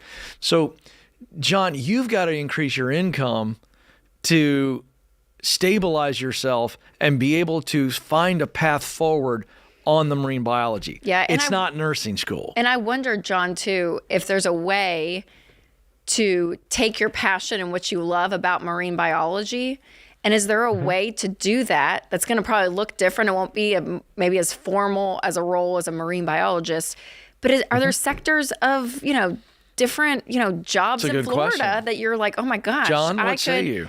I could go and assist, I don't know, a famous photographer and get the scuba, you know what I mean? And you're down there, like you're able to do what you want to do to a degree without having to have the formal title and working for the formal marine biologist. Does that make sense? Like, is there something that you could do that is like it, that you still would enjoy and love, but it doesn't cost you to have to go and get a PhD in marine biology? Yes, and there's other disciplines, of course, with marine biology in itself. That's the question I've been. The answers I've been yearning to get is that I was thinking, well, why don't you get into nursing?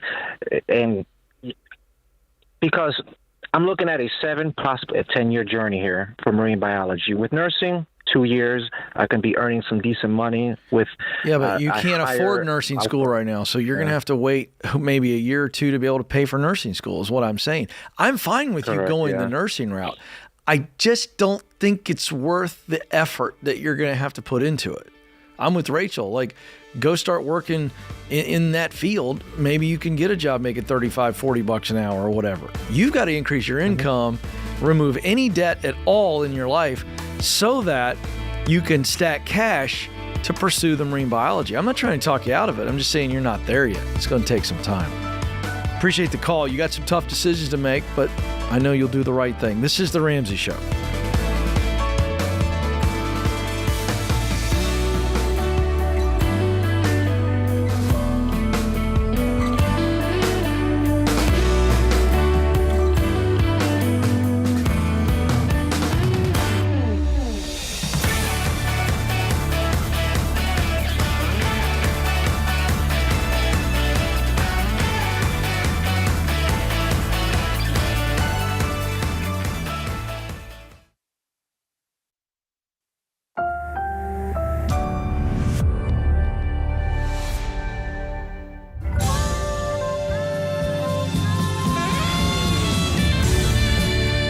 Live from the headquarters of Ramsey Solutions, this is The Ramsey Show.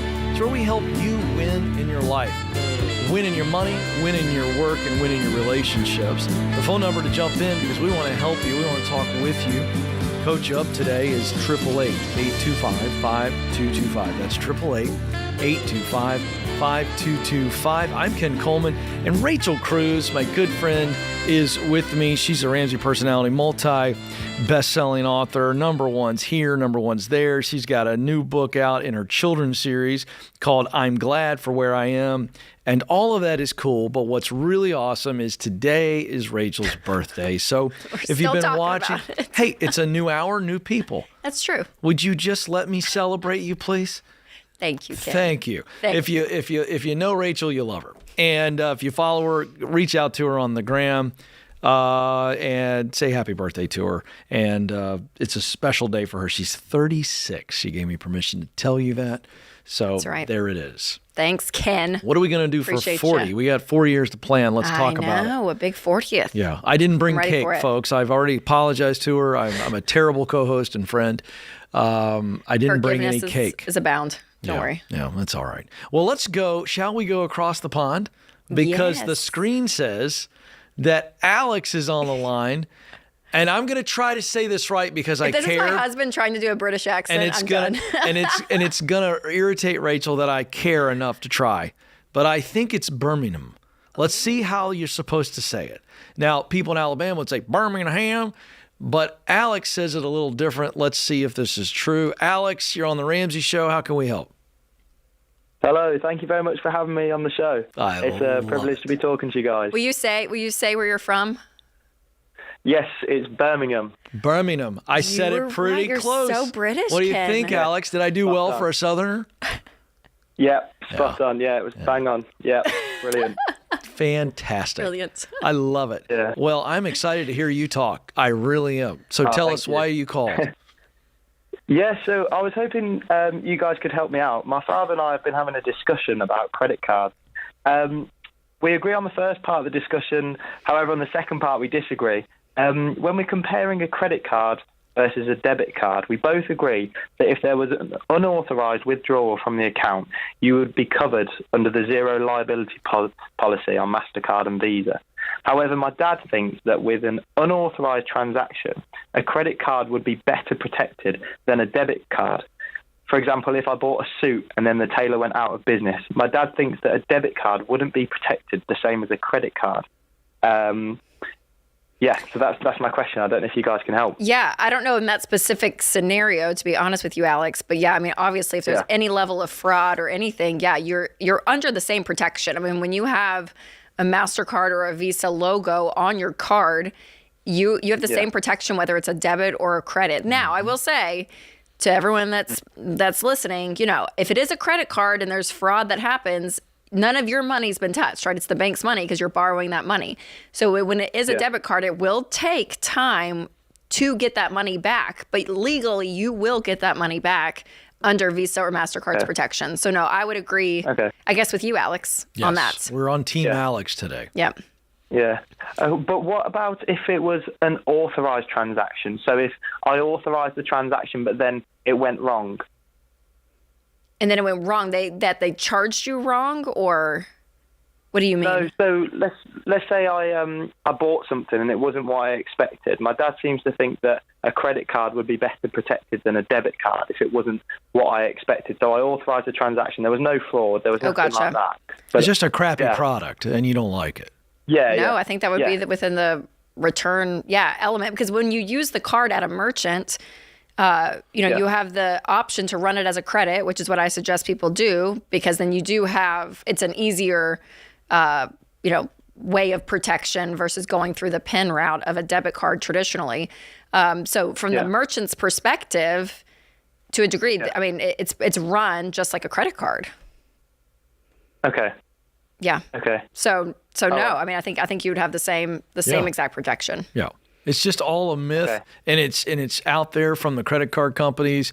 It's become a part of the cultural conversation, and it's global. And so this is not a new question because for you're us. either disputing, hey, I need my money back, or you're disputing, take this charge off the credit card, right? Either way, you'd have to dispute it if you authorized it. That's right. But in the same way, the merchant would have to, I think, extend the same amount of policy, whether it's a credit or a debit. I mean, that's again, between it's you how it's and run. the merchant, because you're saying, I don't want this, I want to return it, and every merchant has their own return policy. But again, it just feels like Dad's trying to talk you into a credit card because he just thinks it's safer for you, and it just doesn't provide any more safety. And our position at Ramsey Solution is that it creates a lot of traps for you, and it could cause a lot of harm in giving you a very easy, effortless way to incur debt to pay for something that you don't have the money for. And so we just think it's a trap.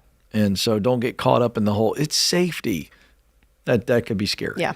There you go. Good stuff. All right, David is up next in Minneapolis, Minnesota. David, how can we help? Yeah, I was just calling to see if prenups were a good idea. Oh. I say no. Good question. And what kind of, I mean, the only scenario, David, off the top of my head that I would say this is maybe something to look at is if there was a tremendous amount of wealth on one side versus the other. And even in that, we've heard of situations of family businesses with voting stock and different things that you want to protect certain, aspects of your wealth because it is entangled in other things than just the person you're marrying. So in a degree like that, I could see it as an option. But I would say for 99% of people out there, no, I don't think a prenup's a great idea. Why are you asking? I was just asking because I've been dating somebody for about a year, and it's probably the closest person I've thought that I could marry, but she's 10 years younger than I am. She's only 24. I'm 34. Oh. She's responsible. How much money you have? She's not.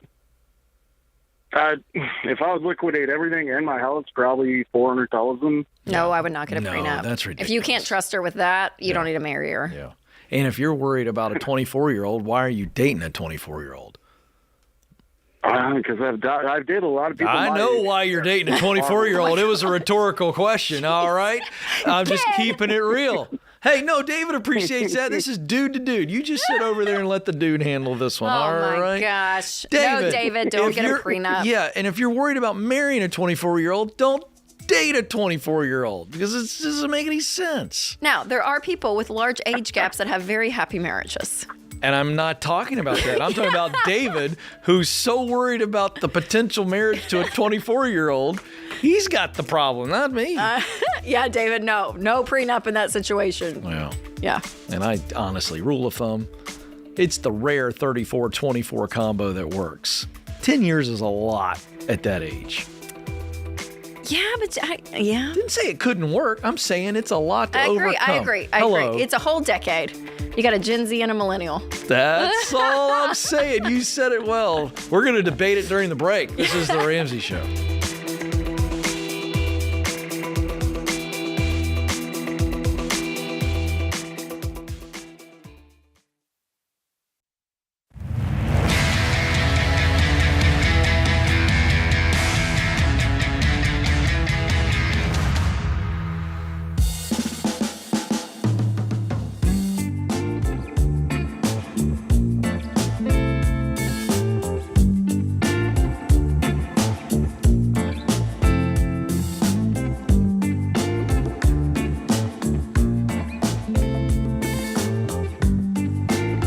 Welcome back to The Ramsey Show. I'm Ken Coleman. Rachel Cruze is with me. The phone number to jump in is 888-825-5225. Hey, if you haven't heard, we've got a awesome budgeting app.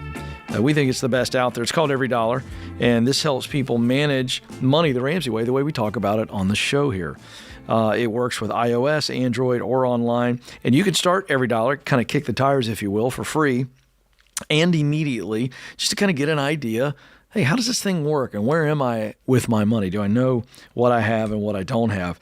And if you're new to Every Dollar, we'll show you a long-term financial roadmap, track your net worth, debt-free date, retirement date, baby step progress, and so much more. It really works with you, walks with you in your financial daily path. You can download the free app for iOS and Android, or go to everydollar.com to get started. That's everydollar.com, or you can just search Every Dollar in your app store. All right, East Brunswick, New Jersey is where Cole awaits. Cole, how can we help? Hi, Ken. Hi, Rachel. Hi, how are you? First of all, happy birthday, Rachel. There we go. Thanks, Cole. Happy birthday to you. I appreciate it. Thank you. How can we help? My question is in regards to pension and annuity, basically saving for retirement. I'm currently saving for a house. I'm part of a union that puts away money separate from my hourly rate towards pension and annuity. My total loaded rate, it would be about 27%, my pension and annuity. I'm wondering if I should be considering that when it comes to how much I'm putting away for retirement. Should there be extra on top of that out of my hourly rate? And also, you guys say to budget your mortgage and expenses, like monthly expenses, to be 25% of your income. Should that technically be 25, or should that be part of my total income because I am saving for retirement? Yes. Yeah. So it would be, it'd be, well, it's 25% of your take-home pay. So the amount of money that you bring home, which would not include insurance or retirement. Yeah, and 25% is just really the mortgage, or the rent, and some insurances and HOA fees and all of that. But your other bills associated with the house would not be in that 25%. So the 25% really is just that guideline for the amount of mortgage or rent that you're paying with some insurance. The mortgage itself, no regards to taxes or homeowners or anything? No, so sorry. Insurance and taxes and HOA. Yep, all of that together would be part of that 25%, correct. But any other bills, like, I didn't know if you meant like electricity and all of that, like all of that's separate. That's not in the 25%. No. So with your pension and the annuity, is it a variable annuity? So yes, it is a variable annuity. And do you is that required? Are they making you do that? Yes. They are. They do that completely separate. It has nothing to do with what I get paid, really. You don't even really see it too often. You can check on your statements and whatnot, but I kind of disregard it. So how much percentage is the pension that's going in? So the pension is $8.50 an hour, and the annuity is $10. Okay. Do you know what? And the annuity gets overtime, but the pension does not. Yes. Do you know what percentage of the annuity? I'm trying to get to that 15% because for the annuity, I probably would not count. I wouldn't count it in the 15%, but your pension, I would say take half of it. So what percentage of the pension is your income right now? So the only calculation I did was I took the pension, annuity, and hourly rate, added them together, and then got what percentage the pension and annuity was. Okay. And it was 27%. Okay. So yeah, I would break it out even more, Cole, and see specifically what percentage is the pension, what percentage is the annuity, and then whatever that comes out to be, let's just say, because the pension will be less than the annuity according to the dollar amounts that you just gave me. So, let's say the pension ended up being 10% of the 27 or something. I would take 10% of it, divide it in half, so that's 5%. So I would say you have 10% of your income that you still need to invest in retirement. Because the things with pensions and annuities, how it's set up for you is that you don't have a say really in what they're investing in. And so giving yourself way more transparency and ability and options is really key for retirement. So you may have to add another 8 to 10%, and maybe opening up a Roth IRA is a great option, and you can start there. There's a a contribution limit. I think it's $7,000 this year, but that would be my next step for you, Cole, is to put some money into a Roth IRA, because you'll be able to control what it's invested in with all these other options. They're going to be great for you. When it comes to retirement, it's nice to have a pension, but you don't have control over what they're investing in. So yeah, I would do all of that. Gotcha. And then be saving for a down payment. You have a lot going on. Are you debt free? I am. Awesome. How much? I do use a credit card. I have like $200 on it, and I use it for gas to get to work, and then I pay it off. Okay. That's pretty much it. Okay. Cut it up. You can use a debit card. Yeah. But what are you making a year? So I recently got promoted about a year ago. Since then, I made with overtime 170, and without overtime, my base is about 100. Good for you. Good for you, Cole. How old are you? I'm 27. Nice. Awesome. So great. So I think that would be my next step, is I would put a little bit more into retirement on something that you can control, like a good Roth IRA is, I think, a great option. Before or after the full saving for the house? Like once I'm in the house, do that, or pre-plan that now while saving? Yes. So we call saving for a down payment on a home baby step 3B. So do you have an emergency fund already saved? Yeah, I have my I have about 4 months expenses. Oh, good. For my current expenses, and then I have about $100,000 towards a down payment. Good night, Cole. Good for you. So yeah, I would pause on the Roth, save up a good down payment. I mean, if you can put 20% down, you can avoid PMI, and that would be fantastic. I currently am at 20% for what I'm looking for. I was trying to go a little higher because I was expecting it had to be 25% of like.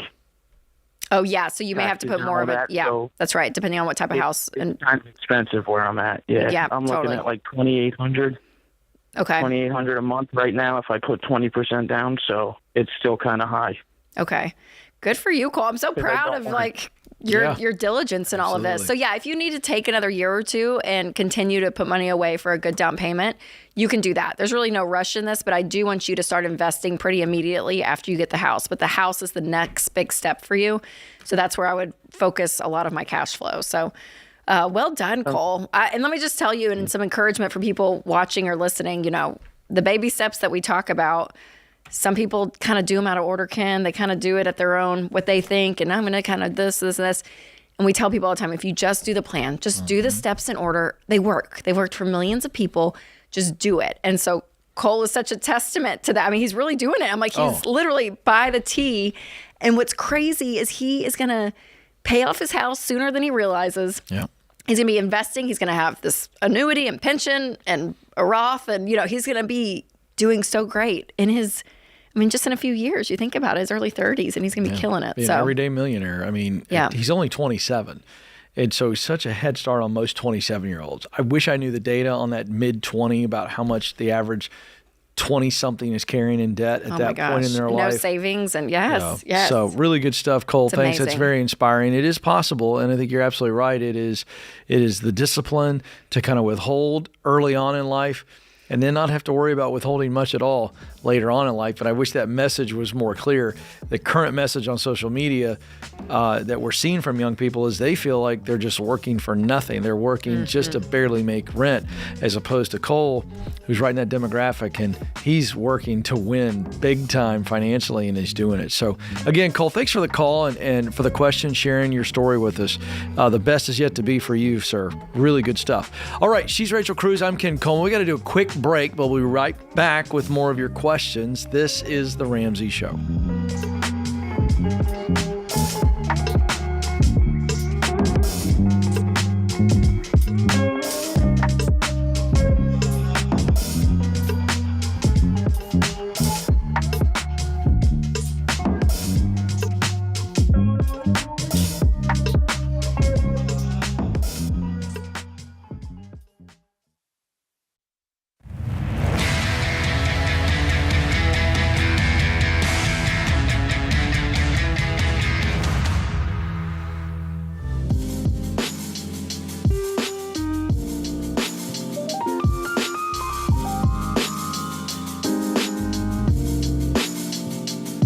Welcome back to The Ramsey Show.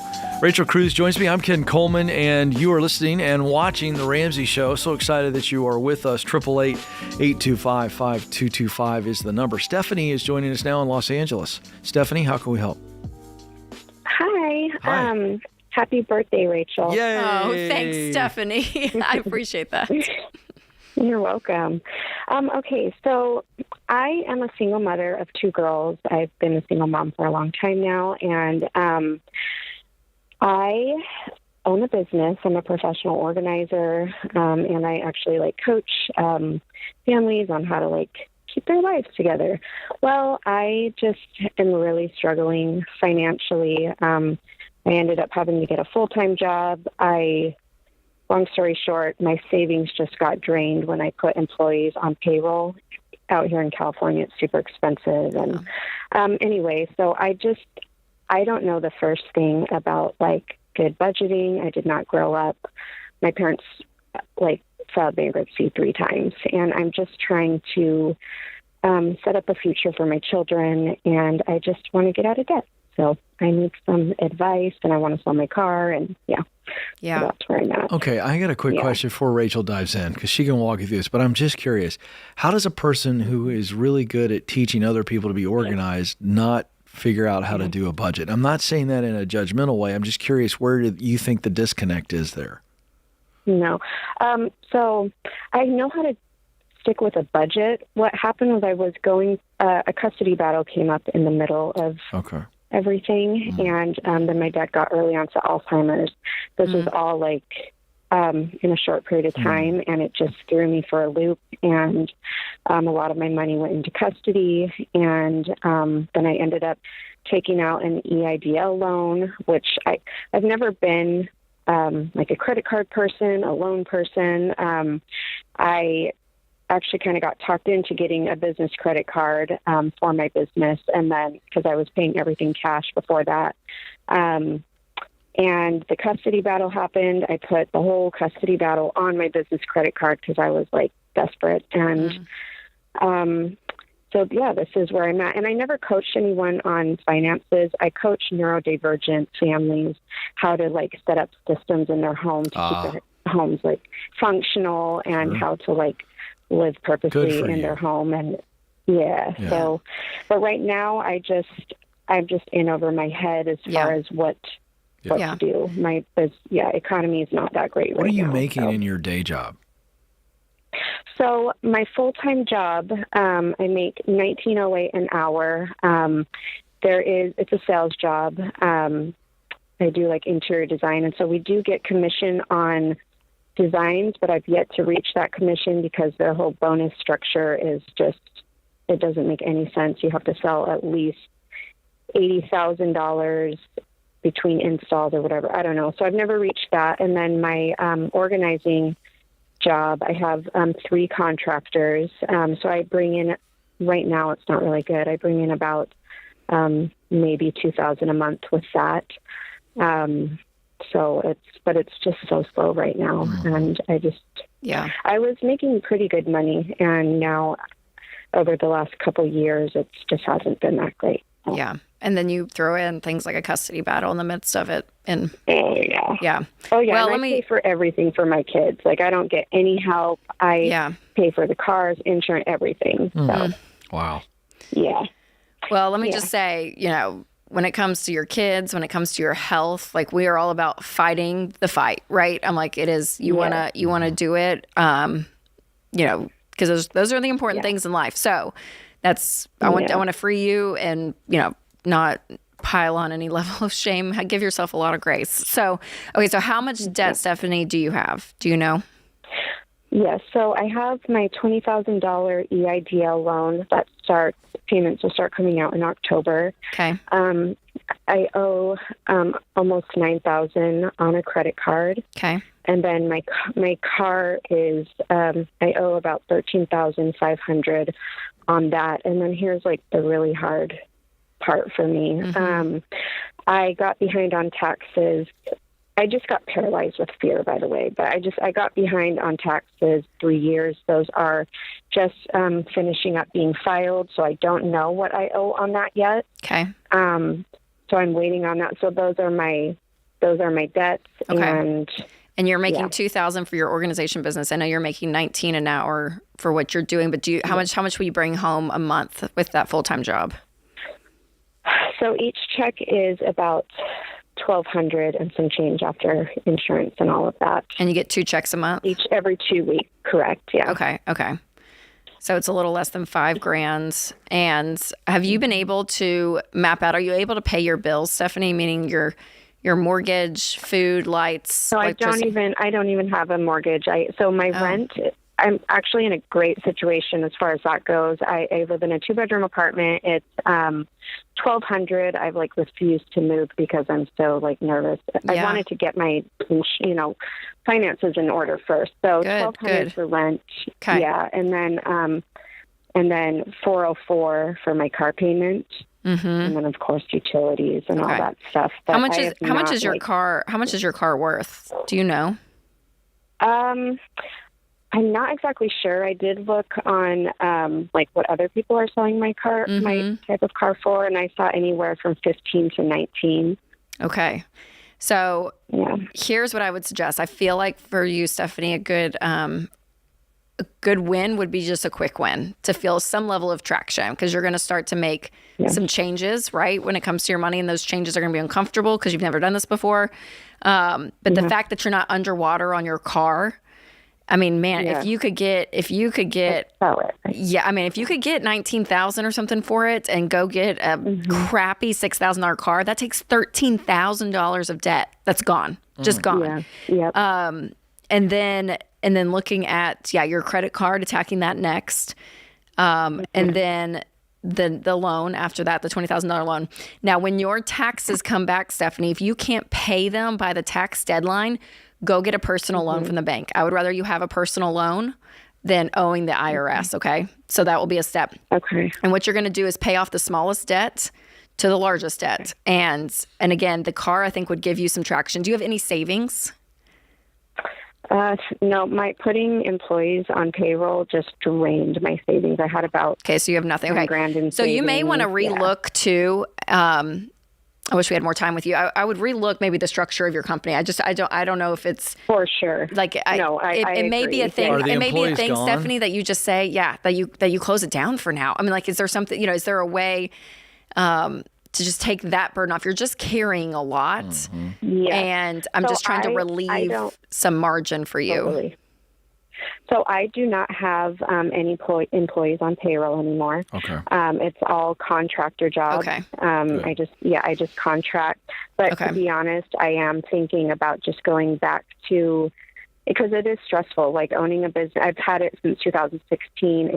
It's a great business. We were all around California as far as our reputation and stuff, but I'm so stressed about it. So I am thinking about stepping back and just working full time and, maybe taking on jobs by myself for extra income. But as far as selling my car, that was actually what the reason why I called you. I wanted to see if you thought that was It's a great idea. I probably would, honestly. Yeah. I mean, that would be such a relief not to have that car payment every month. Yeah. What is the payment? Yeah. What's the car payment? 404? So it's 404. I mean, listen, $400 Stephanie, back, how much would you love a $400 raise per month? I would love to just take that $400 and put it into the rest of my debt and that's just right. get That's it right. on. No, that's right. If you stay on the line, Kelly and Austin are going to pick up. We want to give you Financial Peace University. It's our 9-lesson course, Stephanie, and Every Dollar Premium. It's our budgeting app. And then also I'll have them connect you with a financial coach in your area, because I know as a single mom, you're juggling a lot. And I think sitting down with someone who has the heart of a teacher, who can walk through really specific numbers and scenarios, and it may only just take one session, but it's better than a 7-minute chat that we were able to have here on the show. But we want to connect you with some of that stuff, Stephanie, because you're on the right track. You're right there, and you got to just start making those steps, and you're going to feel a lot of traction. So we're excited for you. Cheering you on. We're going to take care of you. Thank you for calling. This is The Ramsey Show.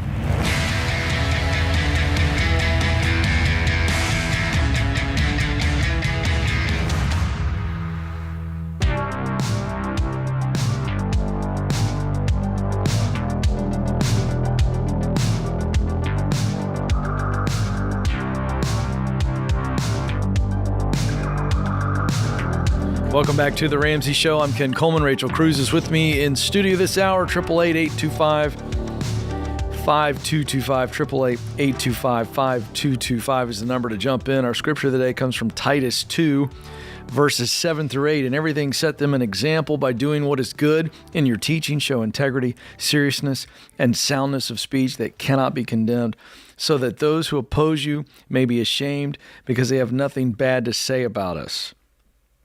And our quote of the day from Les Paul: don't say you can't until you prove you can't. All right. How about that? There you go. There it is. There you go. Thomas is joining us in Asheville, North Carolina. Thomas, how can we help? Thank you guys so much for taking my call. Sure. What's up? My father has planned a vacation for this summer for the whole family. I'm married. We have 2 children. My brother's married. He has 3 children. He gave us a little bit of heads up on it, basically just asking when the kids would be going back to school, and then he planned this trip for the end of summer. We're right in the middle of baby step 2. We should be debt-free by, looks like, November. He's paid for the location and like lodging and everything. But my main concern is I work like 70, 75 hours a week. Wow. And I don't have any paid time off. Mm-hmm. So my main concern is missing that income while we're on this trip. So I was kind of hoping to get you guys advice on that. So before Dad comes to you with this vacation idea, what was the plan? What were you and your wife thinking about summer? No vacation? Yeah, I mean, we've been busting it, just trying to get everything paid off. It's gazelle intense. Yeah. So I'm gonna oversimplify it because I think this is the key issue. You weren't going to go on a vacation. And we agree with that. You guys are going hard. Man, you're working 70, 75 hours a week. That's impressive. And you weren't planning to anyway. Now Dad's asking you to do it. Wait, not to jump in. Did he ask or did he tell you guys? Well, did he say, well, that's an interesting part of it. It was a little bit of both. Yeah. You know, my brother has children. Our children have never met their cousins. He's kind of really loving the whole grandpa role and kind of wants everybody to get together. They're getting a little up there in age, so he kind of looked at it as an opportunity to get the whole family together one last time and have all the grandkids in one place, because my brother lives 1,000 miles away from where I live. So yeah, I think. Well, I'll tell you what. I'll ask one other question. I want Rachel to see what she says here. Is he paying for everything or just the lodging? Meaning you guys would have to pay for the travel to get there plus meals? Food, he's handling food and lodging because I'll be doing most of the cooking. That's kind of how it's always worked out, is he buys the food and I prepare it. But we'll basically just be responsible for gas to and from. So it's not so much the expense of the trip, but the missed income. That's right. How many days will you guys be gone? 6 or 7, depending on when we travel back. All right. The only other question I have is, you're already working 70 to 75 hours. I want you to have a vacation. Yeah, but they weren't planning on it anyway. I know. So this is not so much like an opinion. It's advice. And I think I would do what you believe is right to do. And I think I know the answer to that. I don't think you want to go, Thomas, right? I don't think you do either. I really do. I really want my kids to meet their cousins, and I really want, my parents the opportunity to have all their grandkids in one place, because they're, 2, 5, 6, and 7, and they've never all been in one place at the same time. But I mean, I'm concerned about. But would a week of it? Hold on, I'm gonna be devil's advocate here. Hold on. Be devil's advocate and say, I want him to finish that sentence. Okay, go, Thomas. Sorry, I cut you off. We've been working really hard, and I'm just kind of, I guess, very apprehensive about what that month's budget will look like with several $100s missing from it, and I don't want that to take away from what the experience is supposed to be if I'm there. Worried about that. Mm-hmm. So have you added up how much money you will lose out on being there? Probably about $1,100 or so. and that's okay. Not counting the gas to and from. Sure. And how much debt do you guys have left? We've got about $13,000 left. Okay. What would it do to your budget? Would it stress you out without the $1,100? Would that make it super tight? Not particularly. We still have to factor in, like, we haven't, the kids' back to school stuff is going to be that month and the month prior to that in August. So we're just. I mean, it feels like it would be tight. Okay, Thomas, you got to do what you got to do. Here's my devil's advocate. No, what response. would you do? To be with, and again, this is if you want to, Thomas. If you feel guilted, if there's some weird emotional thing, if Dr. John Deloney was in here and is asking you like psychology questions of family stuff, right? Like if it was just a healthy situation, I think giving up $1,100 to be with family for 1 week, because it doesn't happen, it's not like this is a yearly tradition, would be worth it. Okay. For a family situation like that. No. And everything is paid for. Now, if they're making you pay for everything, that's one thing. You can't afford to go. Everything is paid for. And maybe you go half the time. Maybe you and your wife say, hey, we're going to go for 4 days. And there's something about living life still. And this isn't taking you guys deeper into debt. It may slow it down for 3 weeks, the debt snowball. I agree. But there's something about the situation the situation just feels so unique that it's not going to happen. No. And for $1,100, a part of me would say, oh my gosh, like go be with your family. I agree with that if that's what's going on. Thomas, and if that's what Thomas wants to do. I don't know if Thomas wants to do it, but let's ask him. Thomas? We definitely want to. No, I forget the want to. No, here's what I'm asking. You're working 70 to 75 hours a week. Is that to pay off the debt faster, or is that to make ends meet? And the $1,100 is going to make things super tight. And it makes me feel like that's the case when you're talking about school supplies and $1,100. No, $1,100. No. Hold on. Let's let him answer. Well, no, I mean, if I was working 40 hours a week, all our basic... Our budget could sustain on that. The extra it's just work the gazelle intensity because we're putting about anywhere from an extra probably $1,500 or so per month on the debt. So it's back to Rachel's point. It's a month behind. $1,100 not making that is not going to make life tight. It's just going to slow the snowball down. That's right. Yeah. Then I agree with Rachel now that I have the facts. Wow. You didn't let me. I was trying to get the facts from Thomas. I threw the life raft and Ken said, sure, Rachel. No, I actually agree. I just needed to get to that point, That's good. I couldn't tell emotionally if he was, what's the $1,100 doing in this case? I think because the kids have never seen each other before, dad and mom are getting older, all the things you already said very well. Yep. Thomas, I'm okay with that. And honestly, Thomas...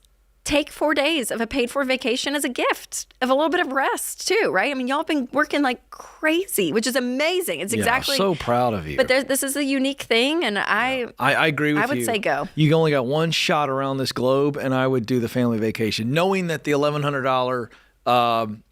You're not going to have that. The subtraction of that is not going to make things tight to where you can't enjoy the vacation. And I also want to point out, Thomas, I would like to vacation with you because I'm all for buying the food and you cooking it for me. I would like to point that out, Rachel. This guy's great to vacation with. It sounds great. Hey, Thomas is coming. Great. Let's go get the brisket. Thomas, here you go. How do you feel now? You feel like this is the right move? You going to do it? You got to talk to the wife? What's the story? Yeah, I'm going to talk to her about it. I think there's a mentality shift that needs to take place because we've been doing this since August. Yeah, I think it's a memory. And I don't want you to lose momentum either. So just see this as like a quick pause, a breather, paid for vacation, and then you're back at it. But I think the scope of family and cousins and all of that, there's something really special there that I would hate for you guys to miss that out because you wanted to pay off debt 1 month later. That's right. And I'd make the old man cook one meal for heaven's sakes. Yeah. And maybe go half the time.